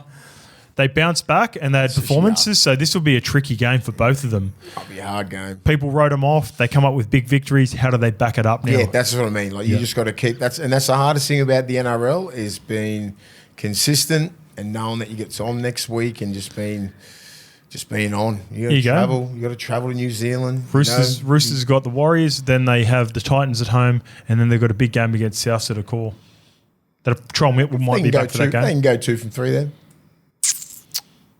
How good's the draw sometimes when it just sort of shit happens and then the following week? I love it. Like, I don't understand why people like sort of have a crack at our betting skills. I'm like, I don't really put that much thought into it. I'm like, I just pick. If I actually pick with my brain instead of my heart, because I fucking hate teams, I would be way better. But because I simply don't like some teams, I won't pick them. If I actually sat there and I'm like, I want to do something and win, or if I was in a tipping comp or some shit, which I'm not, so I don't really give a fuck. But if someone's playing against Para or Tigers or like someone that I don't really like, I'm going to pick the other team. Brian Toto. I love him. I've never seen him make mistake. I can't remember a time Brian Toto made an error. He had 3 in this game. 2 play the balls. Like, he never does that. No. That's how much they're off. That was a clear indicator the Panthers were off in this game. This is what happens. Just say, like, when you do this and when Penrith, they're good for one of these a year, right? Mm-hmm. Yeah, they are. And it's like, got beaten by Parramatta will get them sometimes, a couple of years ago. And then, then they go on big runs. Yeah. And then that next team who they play, Storm, which is the Storm, which is going to be fucking hard on a Thursday night. Probably the hardest. Like usually that team gets it, but no Dylan Edwards. I don't think. I don't think it's going to happen this week. But they're usually they bad performance. Usually that next team gets pumped. But Dylan Edwards being out, that's a big loss. Do you think it's a positive or a curse that this team can be in such a bad situation and have an opportunity to score a try and potentially tie it at the end of the game when it? Like 8 minutes to go, Roosters could be up by 14 with 8 minutes to go, and I'm like, Panthers will get them. I was just like, I felt myself going for the Roosters. Have they lost that mystique? Have they lost that? No, well, you said they've got one in them every year. I'm just saying, where this was last year when we watched the Parramatta getting that, and they still, like, I was sitting there going, they might win this. And then, like, even the other night, and I was like, yeah, I think they got this in them. Then when you start losing little games that you think you should win, losing players, start losing a little bit of confidence. Okay, well, not much. I'm not going to worry too much. I'm not worried. They lost round 1 the first 2 weeks. They just delayed it by winning in Vegas and have it in round 2 this year. Here's one from Adam. Hey guys, massive fan, been watching since day one. Hey, guys, can you rate Jack Cole and give your opinion? I understand he's young and new, but maybe some things don't work out and you can't keep holding on to something that might not work out. They brought Brace Talangi and yet to give him a chance. I just don't think Jack Cole is that dude. I haven't seen enough on him yet. I think he can do a job. He's not really working with much. Like Cleary's been dominating. Yowie dominates a lot, you know. So when Yowie gets on that left edge, it's block out the back, and then he's getting the ball. He's either turning someone in or he's got numbers, and it's not like he's not really testing, is he? He didn't have a great game, but also like he didn't have a worse game. It's very hard. You're right for all the things you said. When you've got Cleary, Yo, Mitch Kenny, Dylan Edwards, you're probably only going to get 2 or 3 genuine opportunities a game, and you've got to be able to ice him. And if you don't come up with it and the team lose, you're probably going to be the scapegoat. Most of the time, he just needs to pass. Yeah. You know what I mean? He's the connect guy. He's the 5'8" that connects. Like Luai does it most of the time. You know what I mean? Like 5'8s aren't you. 5'8s don't just get the ball and run and carve you up. Yeah. You know what I mean? Like he's the connect guy when Edwards comes around the back or Cleary or whatever to play hands, or he's got to make a decision there, kick this, that. But it's going to take a little bit. A week's a long time in footy too. Yeah. Going back to talked about what's our boy Blaze doing? Yeah, so just stay on Jack Cole for a little bit, and then we'll get to Blaze in a bit. The way we viewed the experiment and what they're working on at the Warriors with Metcalf, geez, that looks okay after 1 week. We haven't seen an extended period of time. I also had my doubts on Sandon Smith. Geez, he comes up with a really big game. So Panthers fans, just a week's a long time in rugby league. Patient. We've got to see. Am I fully committed and sold that Luke Metcalf is a long-term NSW7? No. Do I think Sandon Smith is going to be the guy for the Roosters? Not necessarily, not yet. But, geez, they had big games last week. So I think you need to give Jack Cole a little bit of time. Because both Metcalf and Sandon Smith have got nearly 30, 40 games on Jack Cole as well. They've proved that they can actually perform at a high level, those guys that you're talking about. Jack Cole hasn't had the opportunity yet. He defends really well, which is great, right? He kicks pretty good. He takes pressure off. I'm not sure what they want him to do. He ain't Luai. He doesn't have that X factor where he can break the line. He hasn't had that many opportunities. When you play against Penrith, you're getting that other team's best. You're getting their best. Yep. And they're looking at him going, you're not Luai or anything like that, so we're not under pressure that much. That's true. So he's not really going to... like those defenses, they work so hard from the middle, and everybody knows you just go up another level when you play Penrith, and he's going to be under the pump most of the time. And who's his left centre? He's got Alamotti there, so it's going to be hard for him. But you just be patient with him, because obviously he's not doing anything wrong to get dropped. Blaze Talangi comes in. Hopefully he plays fullback this week, and they give him a bit of a crack. It's not necessarily. Does Dane Laurie come in? Shit, yeah. We don't know. I think Dane Laurie will go to fullback. I think he'll get first crack. I think Blaze Talangi is Do we know if he's playing any good in Reggie's or anything? Dane Laurie played off the bench. No. Blaze. Oh, Blaze? Have we heard any news? Is he? No, I heard he played his first game on the weekend, but no, I don't have any chat about how he played in that game. Also, when you look at that edge, Alamotti had a great season last year, but he's not particularly proven for a number of years yet. Casey McLean looks like a real player of the future, but he's only about 5 games into his career. And Scotty Sorensen's a bit of a toiler, journeyman who's looked really good at the Panthers, but you wouldn't say he's an elite of the elite back rowers. So it's a work in progress, that left edge. They'll get better as the year goes on. Yeah. And Jack Cole, whether he's the guy or not, we'll see. The Rabbitohs 25 to defeat the Dragons 24. Fucking hell. I have no idea how the Dragons won this game. How? I mean, the Rabbitohs won this game. Our man CT hit the money sign again, and he's up 24-12. God damn it. I think this week, we joked around about it last week. I think this week Flanagan goes, put that away now. Because you're losing 28-10, and it's, we had some fun with it, and he's all pumped up. Wayne mentioned it after the game. Wayne mentioned there were some guys celebrating, so that's what he said in the presser, and in his own little Wayne way. At the time he hit the money sign, they were up 24-12. They got run down. They didn't score another point. They lost 25-24. And look, I'm all for personalities and all that sort of stuff. And we had a bit of fun with it last week and joking. And it was a mixed bag. And there's people that loved it, there's people that didn't. But CT, timing, my friend. CT, you need to be up 28-10 with 2 minutes to go, bro. Yeah. You need to be carving. It can't be 24-12 or 25 of the best. And you're not necessarily like the team. He played unreal too, by the way. 240 metres, a line break, a try assist, which was mad on the inside to Flanagan. He's doing everything he can for the Dragons, but he's also given ammunition to fucking the opposition. And that's what you got to be. And that's what you don't want as a coach. Yeah. Just that extra ammunition. And was that the reason why South's come back? No. It wasn't. No, it's not. But you can say fucking, yep, it is. Yeah. Some of the fans will be going that. What do you know what I mean? Like you just don't need that added pressure. Just keep playing good football, and then that'll do the talking for you. Fuck, it was funny when he did it though. He did it. I was waiting for it. I was like, is he going to do it? Because his first one, he didn't do it because I think he just got surrounded. But he was about 5 blokes around. He still... No. So the first time he come up with a mad try assist, he actually didn't score. So he comes over, he gets a offload because I was like, here we go, because I'm calling the game. I go, here comes the money signs, here comes Jerry. Anyway, once he scores, I caught it and I go, I was a little bit disappointed because he didn't do it originally. That's what I mean. And then everyone removed.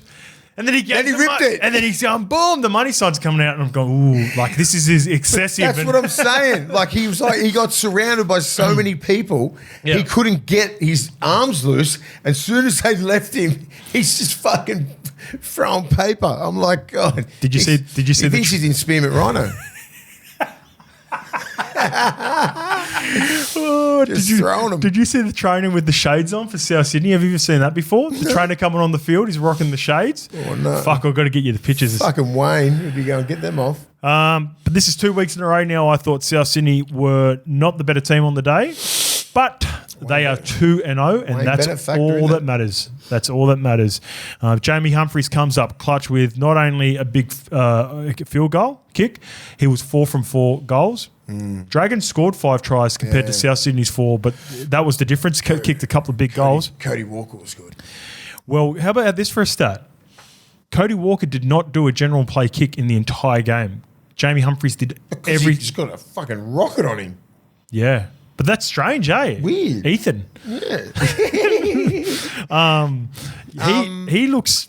Jamie Humphries is the 7. Cody Walker's the 6. Jai Gray, the fullback. Troll Mitt. I reckon sometimes Cody, a couple of little soft tissue injuries. I don't think he really wants to kick. I think there's something behind it for sure. Yeah, because he did not do one kick, mate. Little short kicking game or everything like that, but he's not punting the ball. I think it's something to do with his groin or something like that. But like Humphries looked good, Cologne Watani looked good, Jai Arrow. Just their effort plays are really good. Mama Zulas. That's the best game I've seen him play. I haven't seen him play like that. Could it be Cody's coming back from a calf? Could be that. That could be it. Yep, because he was in doubt for round 1. Good shout, Lukey. That's what I'm saying, like soft tissue. And you know what I really saw on the weekend? Some really soft tries. Yeah.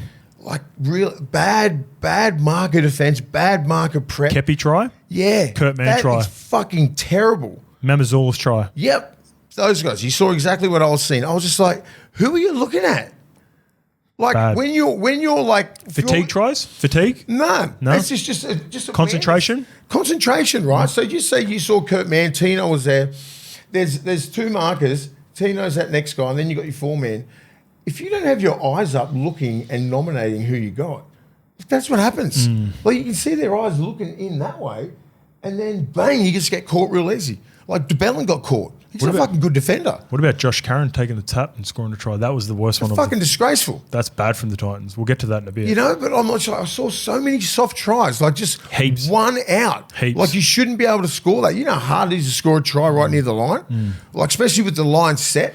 Like it's just like it's about counting numbers and about getting in front. It was only one lead. Yeah. It's not a double lead. Well, so yeah, adding to this point, the Dragons scored 5 tries. They looked by far the better team offensively. Mamazoulis dives over from dummy half, pretty much untouched. Kepi strolls over to tie the game, 24-all, gives him opportunity. And Cody Walker's try was out the back of shape.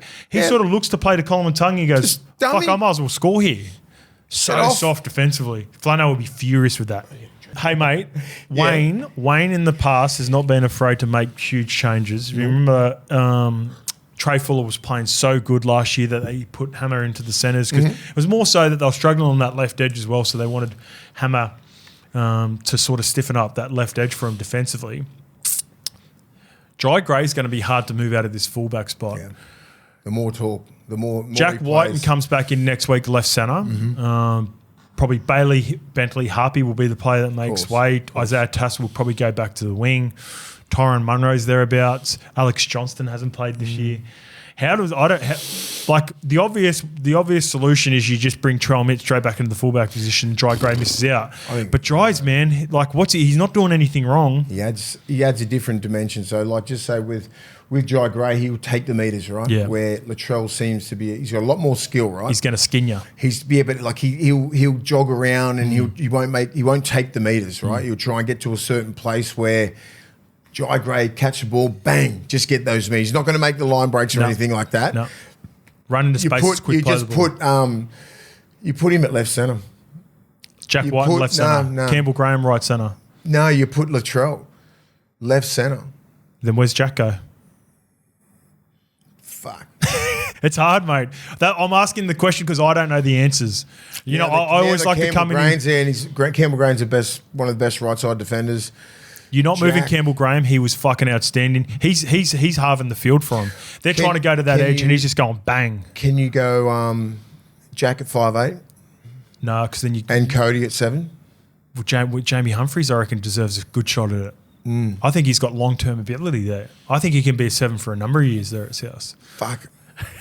Well, geez, I'm lost as well. I don't have the answer. Yeah, it's a good position to play in. Yeah. Jai Gray just plays 14. I think unfortunately Jai Gray might miss out. It just depends. And he doesn't deserve it. But Jack can play fullback, and you can put Latrell at left centre for a little bit. Yeah, but then you still Jai Gray's missing out, and that's the point of it. Fucking miss out then. Yeah. Okay. He's playing well, but he's not fucking. If he doesn't play in these 2 games, they don't win the game. Yeah, but I was just thinking, if you're trying to get Latrell back into, some sort of match fitness or anything like that, you can put him at left centre. I don't understand how people go, fullback will be, he'll be more susceptible to injury at fullback, more susceptible at centre. Your movements are so much quicker. At least at fullback, you can sort of warm into it and just sort of then get to feel full tilt. Yep. Right? Where centre, you're getting the ball. Yeah, you're getting the ball and you're getting shook and like defensively, like you've got to be on point. But I am not fucking. I have no idea what they're going to do. Yes. I have no idea. Once I was like, fuck, because Campbell Graham just threw. I forgot about Campbell Graham. He's killing it out there. He hammered. He's a man amongst boys. God, he makes NRL players, like we talked about Olakau'atu. When Olakau'atu runs, he makes them look like kids. When people run into, it's like the black hole. They just disappear. What? He just goes, dish. It's like a big huntsman. Big huntsman. Yeah. He's like his Bo Scott, isn't he? Yeah, but he's like Wayne's new modern day version of Bo Scott. I think, obviously he's 2 years now been injured. He's just fucking gotten stronger. So it's good to see him back playing well. So they've got a good problem to have. Yeah, they do. Maybe you can put Jack White in a lock. Potentially. Maybe. I don't know. Fuck. Yeah. I think he can play lock. In my heart of hearts, Latrell goes fullback, Jack White in left centre, Jai Gray. Campbell Graham, right Yeah, centre. but just what do we do at grade? Did we put it Jai 14? Gray 14. So who's been playing there 14? Saliva Havili. Oh, see. You can still play him in 15 and go 2 big boys. Yeah. Yeah. I think Havili deserves it. And then you got the other two. And with Latrell's Marla. injury history, you need to have Jai on the bench just in case anyway. Yeah, I agree. Yeah. And I think Jai Gray can play anywhere. And I think you should have a fullback or back on the bench anyway in this modern day game, because when outside backs go down and you see the Bulldogs had to put Preston to centres, they got skinned on that left edge. Yeah. You can't afford to have back rows out there these days. You need an outside back to come in off the bench. Anyway, what the fuck happened to St. George? What the hell is going on there? They look so sharp when they just like got into shape, and then I just don't know what happened. Yeah. Flano was One critical of those after games the where game. you're just going to go. I saw at the end. I think I saw Jack DeBell and just fucking shook hands, just walked off. Like just wanted to. Like he just didn't. He just like Frustrated. Are you serious? Yeah. We've all been in games like that Yeah, when you just yeah. like, how'd that happen? Yeah. How did that happen? We were up 24-12 with 10 to go, and we got beat. Fuck.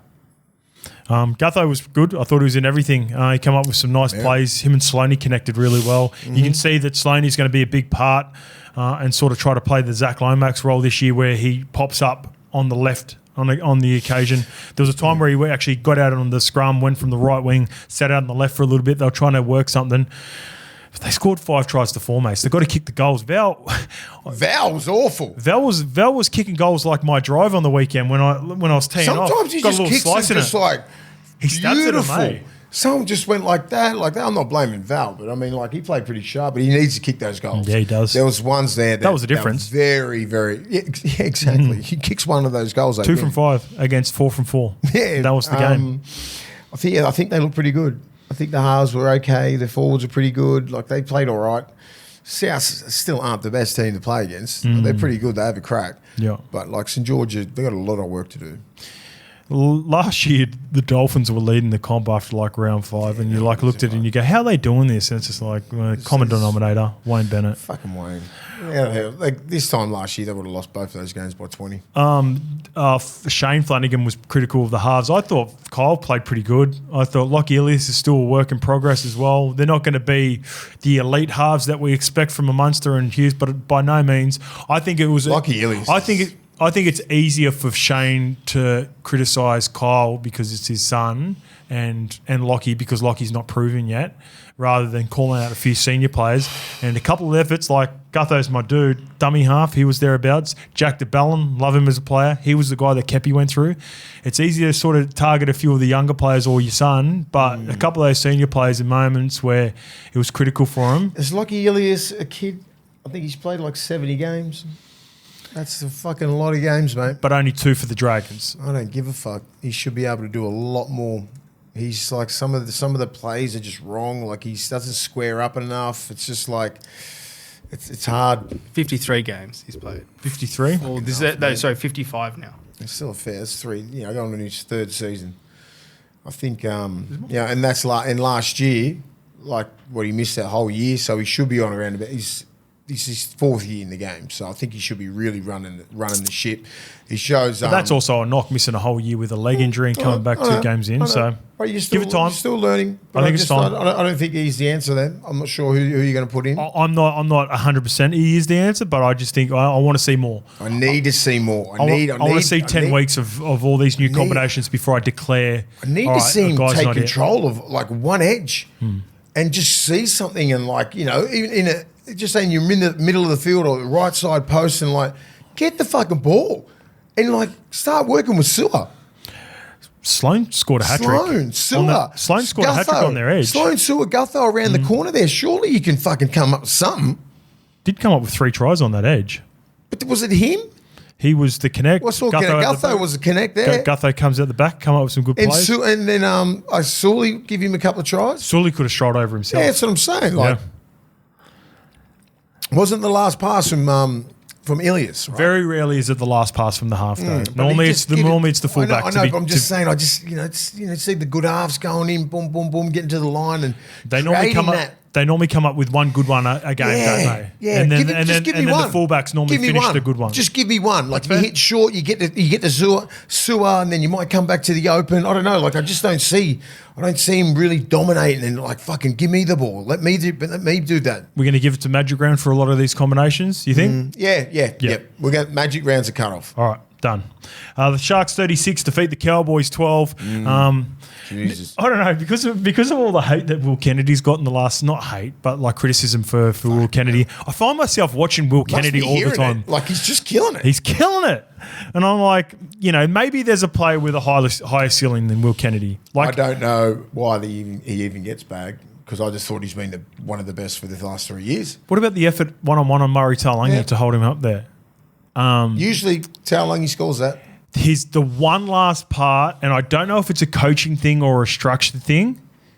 He refuses to throw the cutout out the back of shape. He loves the quick tip. Now, this is the problem. Not a problem, but this is where I think it's stemmed from. For 2 years or a year and a half at least, he had Sifa Talakai playing centres. So he used to just quick tip to Talakai. Talakai has beautiful soft hands. Kale Iro doesn't have it in his game. No, he's a ball runner. Yeah. He just wants to run. So it's not working as much. But Will Kennedy now needs to develop that. They're skinning him a couple of times. And it happened in Vegas. And it happened again on occasion or two in this game. But his work rate, his ability to put his body in the right positions, I don't know, man. I like Will Kennedy. You know what? Cronulla look like they've added another dimension to their attack. And what I like is Fanua Blake, right? So like when they get to just say right side of the post, play the ball, Brayley comes out, right? And then you got a lead, just say Kafusi's the first lead. Or whoever the other prop is. McInnes through the middle. McInnes one of the big guys, and there's someone's out the back. And then you've got Adden right at the 4-man, right? So you have to account for him. And so when he comes in, and then you just got numbers. So that's their variation of the two-play where they get it out the back of a block play. Because Fanua Blake, he would either be like, I don't want him in the middle running that first decoy. He'll only be in there when he knows he can score. Yeah, great. You know what I mean? He's fucking very smart like If that. it's a quick play, but when it's a little bit slower and they get in that shape, like you watch him get a little bit wider, and that 4-man has to account for Fanua Blake, and then he turns in. And they got like 4-on-3 or 5-on-3. And that's when they have to execute. Yeah. That's where they left a couple out, didn't they? That's where Kennedy needs to go, because he's the guy out the back. Yep. He's the one who he's got to pass real quick or a face ball to Iro, because you still got your back row there. Teague Wilton, who looks outstanding. Yeah, looks good. And then on the other side is the same, right? Yeah. Near chorus, sometimes they use him too much. Sometimes when like Braden Trindle, like this will be the maturation process with Trindle. Sometimes when he missed a couple of plays there, he hits near Cora off inside ball. He needs to understand that guy's flying out. He needs to see that. Yeah. The great ball players see that. They dummy. He would have had like a 3-on-2 or 4-on-2 down the short side. I'm with you on Trindle. You know what I mean? Like he needs to really pull the trigger, because against the great teams, you need to. When you get in that position, you need to pull the trigger and you need to execute. I was watching the game going, what the hell's going on with Trindle? It was one of the worst games that I've seen him play. Fucking mistakes. And after the game, Fitzy had said that the whole team had been dealing with a virus. He basically had no one training. So I reckon Trindle was 100% one of them. Adam also didn't play his usual minutes. I think Adam only played 40 minutes. So I think Adam was a part of it as well. There are a number of players that were struck down for the virus. Good. Shout out to Nico. I thought Nico silenced a few critics as well with a good performance, considering everyone else was a little bit down across the board. Jesse Raymond's a fucking dog. He's a dog. Fuck, mate. He looks like... So that's that right edge. Stone Street and Multalo ran for 200 each as well. Multalo, that's what I love about him. Sometimes he can really fucking piss you off because of his stupid play, but then he does shit like that. You know, I think that was one of the sequences when he made that mad break, and then fucking Braden Trindle just fucked the play up, and then he done it again when he hit near core. Sometimes near core is the best decoy, right? Use that, because you're gonna hold that 4 and 3 man up, and then if you dummy, and then you just got Ramian, and you might have Kennedy in the back, and then you got Stone Street, whatever. Try. So they need to execute that. They have so much really, really good shape. And compared to last year when they had that shape, it was very one-dimensional, right? Yeah.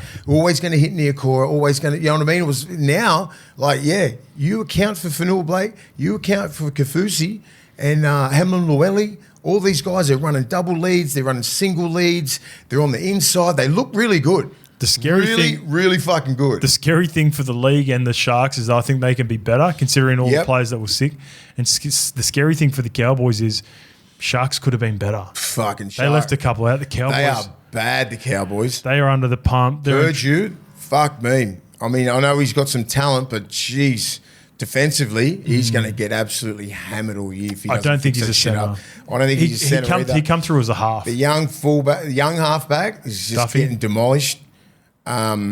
Their middles and the edges need to protect these young guys. But they're getting rolled as well. They're getting rolled. I mean, you've still got a McLean who's played 250 games. You've got Ruben Cotter working his ass off. Reece Robson. Reece Robson. You're not talking about fucking nobodies. They're all representative players. So what's the plan now for Todd Payton after he makes a huge statement and drops Jeremiah? Where does he go through for me? By the way, Jason Tomlolo I think he was close, but he's still recovering from the Liz Frank. Are those two going to make a big difference? Do you think those two can come in and? Because I reckon for sure we see Jeremiah play this week. I think Nanai comes back and he's a different player. I think I don't think Bateman is your answer on the right side. Nanai is a right side fucking back rower, and John Bateman's playing there. Which side? Yeah, O'Donnell. Yeah, so Bateman was playing right. Yeah. So like he's not your dude. Yeah. Like he does a lot of work and everything like that, but like Nanai proved that he's one of the best right side back rowers in the game. Yeah. So put him back there. You need to figure that out. Put him back there. He knows what's going on there. He's got a great right flick. He's got mad skills, and when he's on the left side, it just changes everything. You know what I mean? Like he doesn't naturally carry it in his left hand. It's never been the attack though with Jeremiah. It's the defense where he comes up with a couple of bad ones. I know, but sometimes he like when he's on.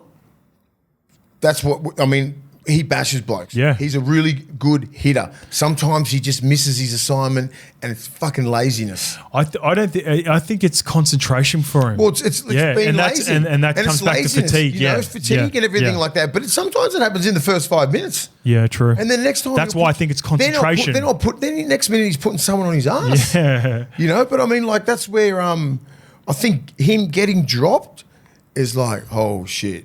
You know, it just happened. You know, Jeremiah's got a bit in a different position. He's got a bit of Inu about him.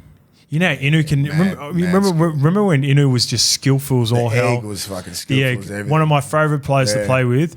And then he would have games where I'd be looking, and he just like looked a bit like flustered and lost. And I'd go, "Come on, Chrissy, switch on, switch on. Get in the game. Like you're our best player. We need you to be on. Like you know, if you turn on, no one can touch us." And he'd just have games where he's just like, "Fuck, he ain't here today." And Nanai looks like that, and I think Nanai he can have games like that, needs doesn't he? leadership, man. Nanai needs who's the foreman there? He's foreman like a middle, like a Ruben Cotter, like constantly constantly onto him. You know, and constantly onto him. The other half. I think that's why they moved him to the left so he could pair up with Did. And like, you know, that other young half, Duffy, like I'm not sure if he talks at all. You know, so like I just don't know. They need to really figure it out because the fucking season's gonna go go quick. And I don't think they've got the answers. That just their defensive errors on edges is they're up there with Para. That's fucking bad. All right, let's get to the Raiders 32 defeating the Broncos. Oh. Let's speak about goods because this was a statement game for Ricky and his Raiders. This is one of the best games. They were relentless. Best game of the round. Ricky said it, and I agree. There's not one bad player in the first 2 weeks. And we talked about the left edge of the Knights being a problem. This back five for the Raiders can be a sneaky good back five in 10 weeks. Chris. He's looked nice. Looks good. Savelio Tamale. Yeah, be hot tamale. Hot tamale. Hot tamale. Xavier Savage. Ko Weeks hasn't even really played that well in the first couple weeks. No, he hasn't really done much. But like, I don't know. they could be. What's Ricky's? Timberco's a dog. Gun. He had a down year last year. Who's the other winger? Savage had missed the game. Savage so Albert Hopewadi. So you know, like I thought they were going to really miss fucking what's the name? Who's the winger? Savage. Rapana. Yeah, Rapana. Yeah, Jordan Rapana. Yeah, so I thought they would have missed him, but like, yeah, they look good, and I like that Pommy kid. Nicholson looks good. I like the bra. Huddy Young looked just fucking gangster, mate. He was about it. He's everywhere, saving tries. He's got everything, mate. They were bullying the Broncos. They bullied the Broncos. They were pushing them after the play. They were typical Ricky. Down, home crowd. They got a few calls. They got a good crowd. I thought they got a few calls off the back of the crowd there, and Broncos were trying to play it straight back. It's almost like Madge said, don't get caught up in any of their shit, play footy. And the Raiders were just fucking with them. Yeah, they were niggling Starling them. was niggling. Every time. But all the time. Huddy Young, niggles. Like they were doing it to Payne Haas and Carrigan weren't doing anything back. And because I think it was a plan, like I think Madge was saying, weather the storm and then we'll get them at the back end. The Raiders didn't go away and then the Broncos got super frustrated with it.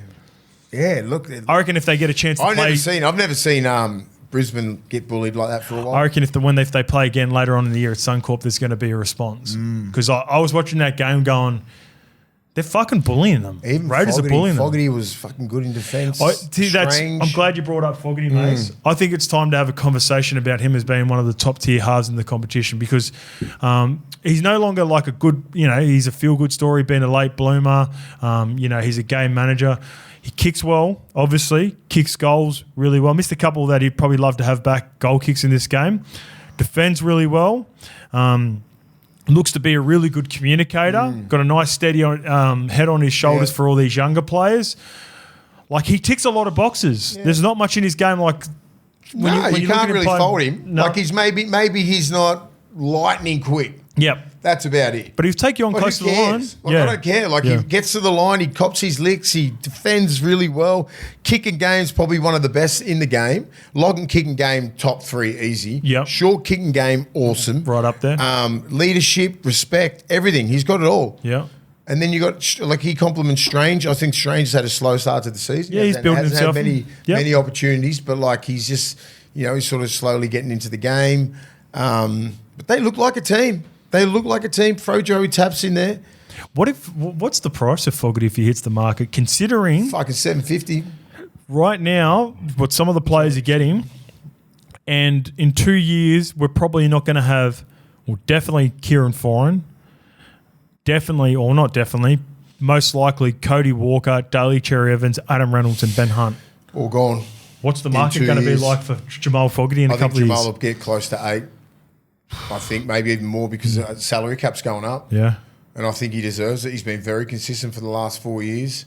It doesn't really matter if you're fucking not playing rep football. Have you heard it? Sticky said that him and Fogarty are going to they're going to remove, you love this, no manager.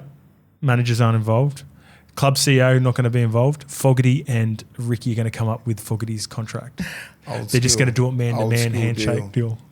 See how that works out for you. Well, Ricky's a man of his word, mate. If he gets in there and Ricky goes, this is what I think you're worth, then Fogs goes, maybe. You know what I mean? Well, Ricky goes, okay, this is what it's worth, right?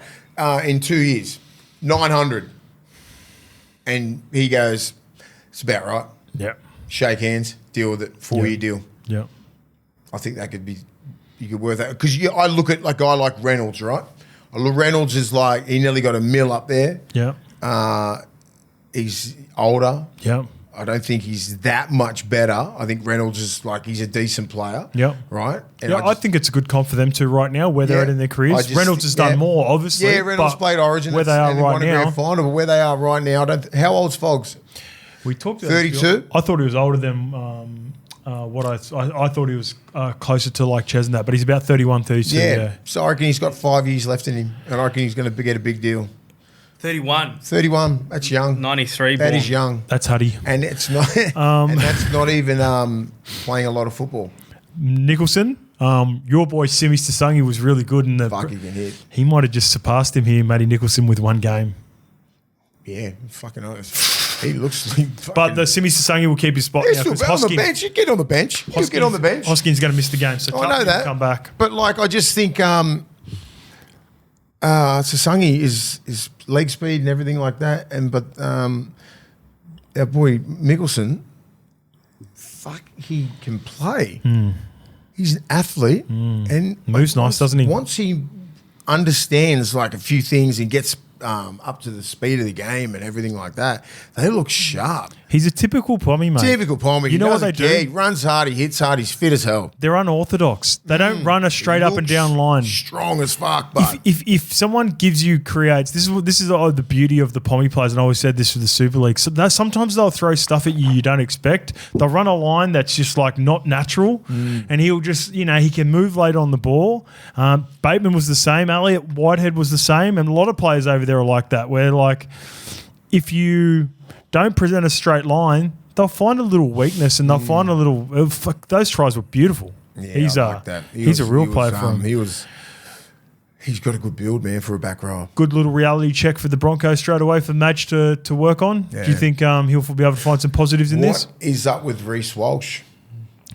That was the worst game I've seen from Walsh. I've seen him play. Yeah. Do you think that he's struggling because Ezra's not there?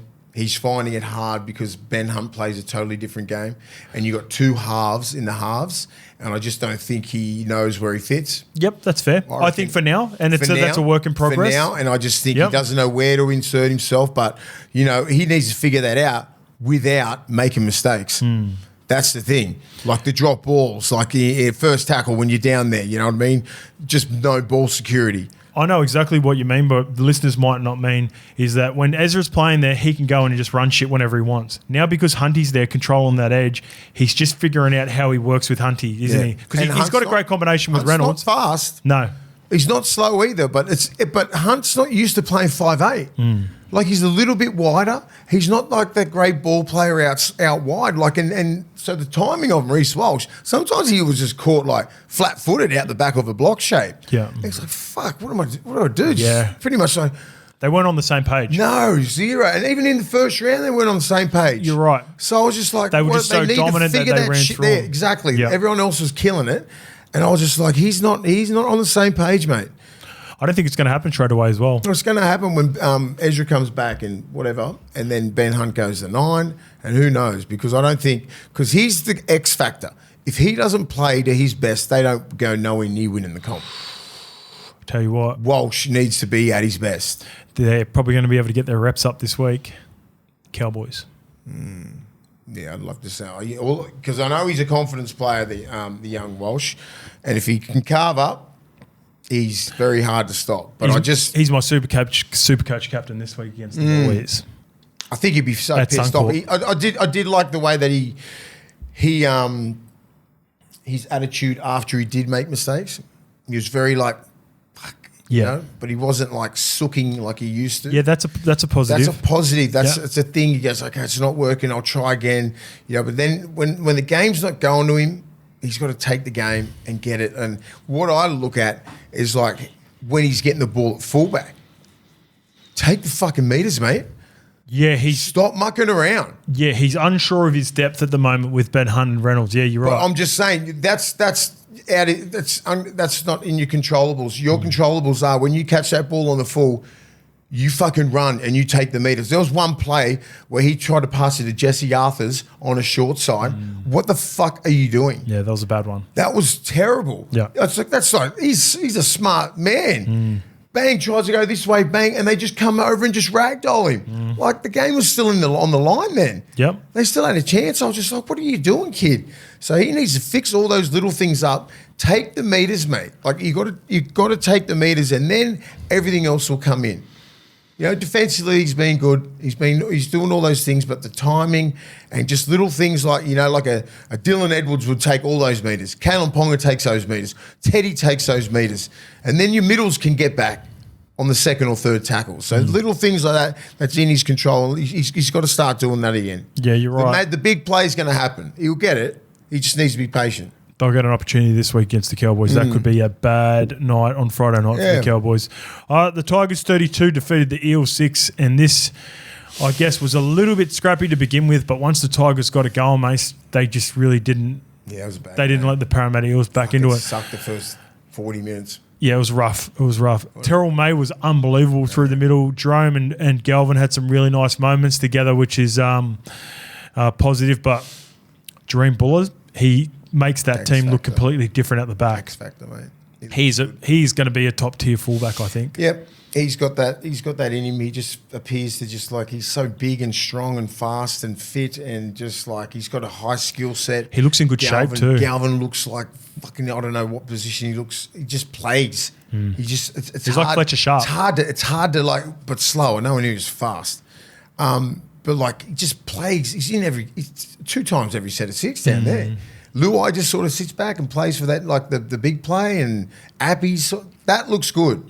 That's what it looks. That's what it's supposed to look like now. Because we didn't know what it was going to look like. It's like, oh fuck, how's it going to fit in? What's Galvin going to do? Is he is he running around everywhere? Is Luai going to be both sides of the road? Yeah. They're just fucking playing football, and they're testing you, and they're kicking. They do everything. You better like be on all the time because these guys are going to chance their arm. Benji said after the game that he sort of was at fault because he was trying to get them to play too controlled. He reckons you've just got to let them play. And that's when what you I talk think about the culture and DNA of West Tigers, what is it? It's ball entertainers. playing. It's entertaining. The Tigers that I played against, Robbie Farah, Benjis and Scotty Princes and Hodges and like Hyington and Todd Payton, all these guys had a high skill set. They'll throw plays at you all the time. You know what I mean? Like, so this is the team that they got now. They got a very high IQ team who can play football, ad-lib football, instead of the fucking structured stuff that Penrith and Melbourne throw you. Play how the Tigers play. It's almost the perfect combination. You've got 2 steady heads in Jerome Luai and Appy Carousel who want to manipulate the ruck and break a game down with the ad-lib play and the I guess, the amnesia sort of footy of Lachlan Galvin and Jerome Buller where we just want to score and beat you. And like those 2 players, you could tell wanted to run Parra into the ground.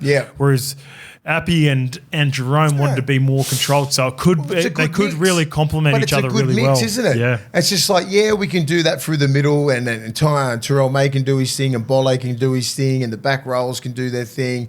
Yeah, and then we can just like throw it and just fucking, cut things out, little kicks here and there, but like, fuck, they look pretty good. Stafford Toll was good. Stafford Toll was pretty strong. He has a couple of times games a year, where like that Benji identified him after the game too. We need to get that more consistently out of him because he can have a game. He skinned Val last year. Yeah, he skinned Penasini in this game. So there's a player in Stafford Toll. He's another player. He continually gets banged up as well. Yeah. He always misses heaps of games of footy. What about your team? Fucking Parra. There was one play that really sort of stood out for me is when that was probably the play the ball nearly in the middle of the field. And I said it before, I think. They had 8 players and on the right, and they got skinned on the left with Taruva when Taruva goes through and Buller out the back. It's nearly impossible to score a try like that when you've got 8 defenders on 6 or 7 players within half the field. Like, how the fuck does that happen? Oh, they had more numbers. They had more numbers than the Tigers. I was at the pub having a few beers watching this game. Watch that. And that's, I had to pause that, rewind. I'm like, how many do they have? 8, including the marker. Junior Paulo was there. Which try was it, mate? Because it was very late. It was one of the. Was it late in the half when they got skinned and then Galvin scored through the middle off the shot? No. I think Taruva scored. Maybe about. I think it was. Yeah, it was pretty late. But it was like they had maybe that or maybe the one after. It was bad, and that's when I was just like, wow, they've just got like Penasini. I thought was a good defender, right? Dylan Brown. Dylan Brown was on another planet. I thought Penasini was awesome in a bad team round 1 against the Storm. Terrible yesterday. He had a rough outing yesterday. I seen that Zach Lomax and Samrani were swapping around. So Zach Lomax was defending on the wing and doing kick returns and then attacking the centres. That's something that they need to figure out.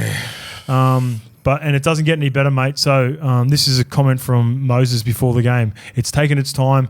It doesn't get much blood flow down there. It's a bit frustrating. I'm not too sure. Hopefully it's another 5 or 6 weeks. Hopefully I'm back sooner rather than later. Parramatta fans were booing Dylan Brown in this game. Could you see a world in which, if results aren't going their way and it gets to a certain point, they go, it might be better for both parties if we just cut ties early? I just want to see him like, you know, Parramatta's what been can he- good what to can he him. I just need him to put like, and even you as a supporter, just fucking, just go as hard as you can. You know, you're not in the best team, but like you're in control of how hard you go. They're your controllables. Get out there, kick good, do your tackles. He missed some really lazy defense and effort plays where you can really, like, people won't see him as the stats or anything like that, but I fucking see him. Yeah. And he just missed plays here, didn't chase here, sort of turned his shoulders out a couple of times. I was like, fuck, what are you doing? I was like, you're going to get booed off. I was watching him closely. He was super fatigued. He was trying to do so much on the ball without. You can tell it was weighing him down. Like you could see the expectations of everything, and he's a pretty relaxed dude. And he was getting around and trying to organise shape. And then by the time they got, defensively, they were under the pump a lot. It's a really tough situation. But that's where you get paid a lot of money. The pressure like that is going to come with it now. Yep. And he's going to get booed from his home team. That's going to be something that's going to happen, even though I don't agree with it. It's just the nature of the business. Well, and That's what Rolsey said. yeah. that's the way it is, man. Yeah. That's it. You know what I mean? Like, but they wouldn't be booing him if he was having a crack. They can see the effort. The fans aren't dumb. You know, like it's just like go out there and fucking just rip in. Finish the year off good. These are also the same fans that would boo Jacob Arthur before it even come on the field. So sometimes you don't even need to see effort to have a reaction or have a feeling about a player. He copped it at the team list coming out. The Yeah, loudest. yeah. So because they weren't a fan of him as a player, they're just done. Yeah. They're done with him, right? You're not going to be here next year. So that's my point. Why? Like, Yeah, I know. But could it get ugly enough? But if he does play, Is there precedence for that? Not really. No, but Remember if when I'm- Payne all Haas I'm was getting saying booed by the is Broncos that when he was like- trying to decide Yeah. what was going to What happen? I'm saying is that you're in control. By the end of that game, they weren't booing Payne Haas because he fucking destroyed that other team. Do you know what I mean? You But could tell it made him really emotional, though. You could tell it really piss affected you off Payne. so much. You know, when Dylan Brown's going to go through all that's not a good feeling. Like you're leaving a club that gave you the opportunity to play first grade, and you played. You've had some of your best years there. Still a young kid, but it happens, mate. You just got to deal with it and just play. Just all you can do to shut people up is play your best football. That's it. I reckon if there's one thing you love talking about the most is the Parramatta Eels going bad, it is your Bulldogs going well. So let's get to that. The Bulldogs 40 defeat Flip the side. Titans 24. Kicks and Berto obviously put a dampener on the win at Belmore. Great crowd at Belmore. I don't think it's a ground that you can play multiple games at per year, but on the odd Jeez, occasion, that's good. it looks good when they turn up and they pack out Belmore. I believe it's the last time they're playing at Belmore because it's One got more an game, I under. think. There's one more. One more game. Yeah. They got the new Centre of Excellence building there. But they were dominant until Matty Burton went off. I thought they looked like they were a little bit susceptible to a Titans comeback, but then straight after halftime, Campera, for as good as he is offensively, he does come up with the odd error every now and again. That was a stinker, and it sort of got the Belmore crowd back into it. Yeah, a couple of just mislaps, right, in defence. Even like Big Tino, I know he's been out for a while, and just fatigue sort of gets him, and like he's just trying to do everything, playing massive minutes. He's been out for 12 months, mate. Like you can't do everything. That's where Fodawaker and I don't know what the fuck David Fafita was sitting on the bench for 50 minutes. What are you doing?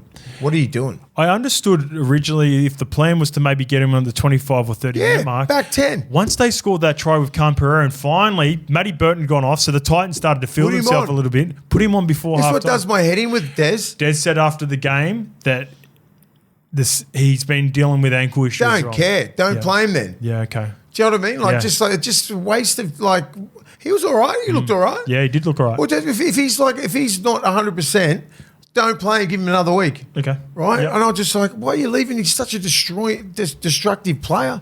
I thought they looked all right in stages, but just some simple mistakes. They had a chance to win that game once did. Birdo and Kicks went off. They could, because one team that can fucking score quick tries is the Titans. What about that try off the kick return? That sums them up the best. Yeah.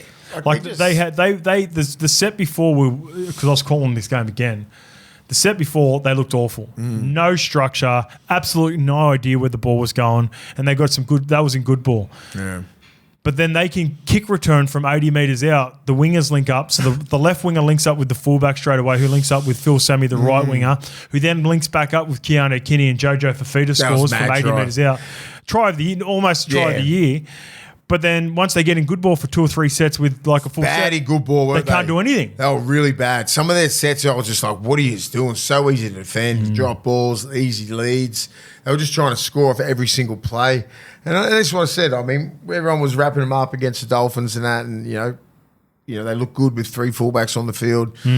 What the fuck did they do yesterday? They looked terrible. It's going to be a work in progress. Like, you know what I mean? Campbell didn't know what the fuck was going on. Brimson played all right, maybe 1 or 2 good runs. Keanu Kinney did nothing. I think I kick a ball better than AJ Brimson. Easy. He's got those wobblers. Nah, mate. But like, so what happens when you lose field position all the time? Yeah. Like, what do you do then? They're going to be, you know what? They're going to be a very scary team because if you do not account and let them blow you through the middle, they can do shit like this. They're going to play on the front foot and they're going to attack you. And Keanu Kinney's going to run for 300 metres and AJ Brimson's going to run for 200. But if you strangle them like the Bulldogs, when you play against a good defensive system, if you play against Bulldogs, Panthers, those sort Melbourne of Storm, they're going to strangle. They're going to get you. Yeah, agreed. So anyone else who doesn't really play like that, they're gonna be hard to beat. Yeah. The Bulldogs have been okay. They're right. They're okay.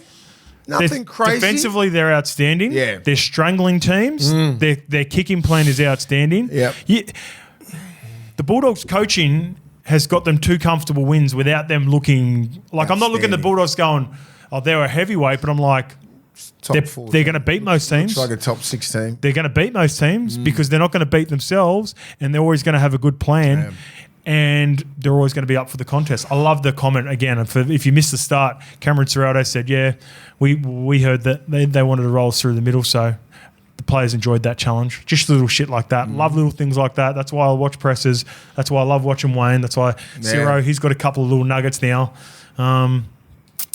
Titans, unfortunately, the Titans had to wait fucking 16 games before they got to play their first game. The worst conditions ever to play too. Yesterday, both teams. Well, I mean, not even a fucking drinks break. It was Come on. Man. I mean, if it was 36 degrees in the eastern suburbs, what is it like at Combank? Off the grass, it's 40. It was hot. And off the grass, it's like another 5 or 6 degrees. And then at Belmore as well, no sun. How bad was it out there? I mean, no shade at all. It was thick. Yeah. The cloud cover definitely helped, but it was like it was disgusting. When we did the show in North Sydney, we went to go to the schooner. I was freezing in my aircon. I was in the aircon. We walked outside. I had no idea it was that muggy because I'd played golf in the morning, feeling myself, scored it right. Yeah. When I did my show, come out walk up to the pub in North Sydney to watch the Parra Tigers game. I was like, whoa. Yeah. It smacked me in the face as soon as I walked in. And that was North Sydney, and we're way better than what it was going to be in Parra. Yeah, I trained early in the morning, and by the time I got home about I went to Elite Recovery, sat in the ice bath, did the sauna. Yeah, I did a sauna. It was 70 degrees. You just walk outside. Idiot. Yeah. Just come to Combank. I was in the sauna. Claire rings me up. She goes, so hot. I went, yeah, it's 70 degrees. Boiling. And then I just did the lymphatic, did a few things, and then I walked home. But then that was probably about like 1:30. Holy shit. It was 36 degrees. I couldn't believe the drink, like you said, they were having drinks breaks in Townsville. They had the quarterly drinks break. There was none of that yesterday because I was like, all right, we'll stop soon. You got to have it in fucking Townsville. It was fucking hotter. It was hotter here than Townsville. Maybe. Nah, Townsville was fucked. Yeah. Now let's claim it. Nah, it was. I reckon just yesterday it was hotter than Townsville's ever. Really intriguing game. Titans versus Knights next week. That's going to be an entertaining game. Yeah. There's going to be some points and there's going to be some highlights and there's going to be some crazy shit. It's been some high scores, hasn't there? All right, that's a review for round 2. We'll see you for preview on Thursday. See you guys.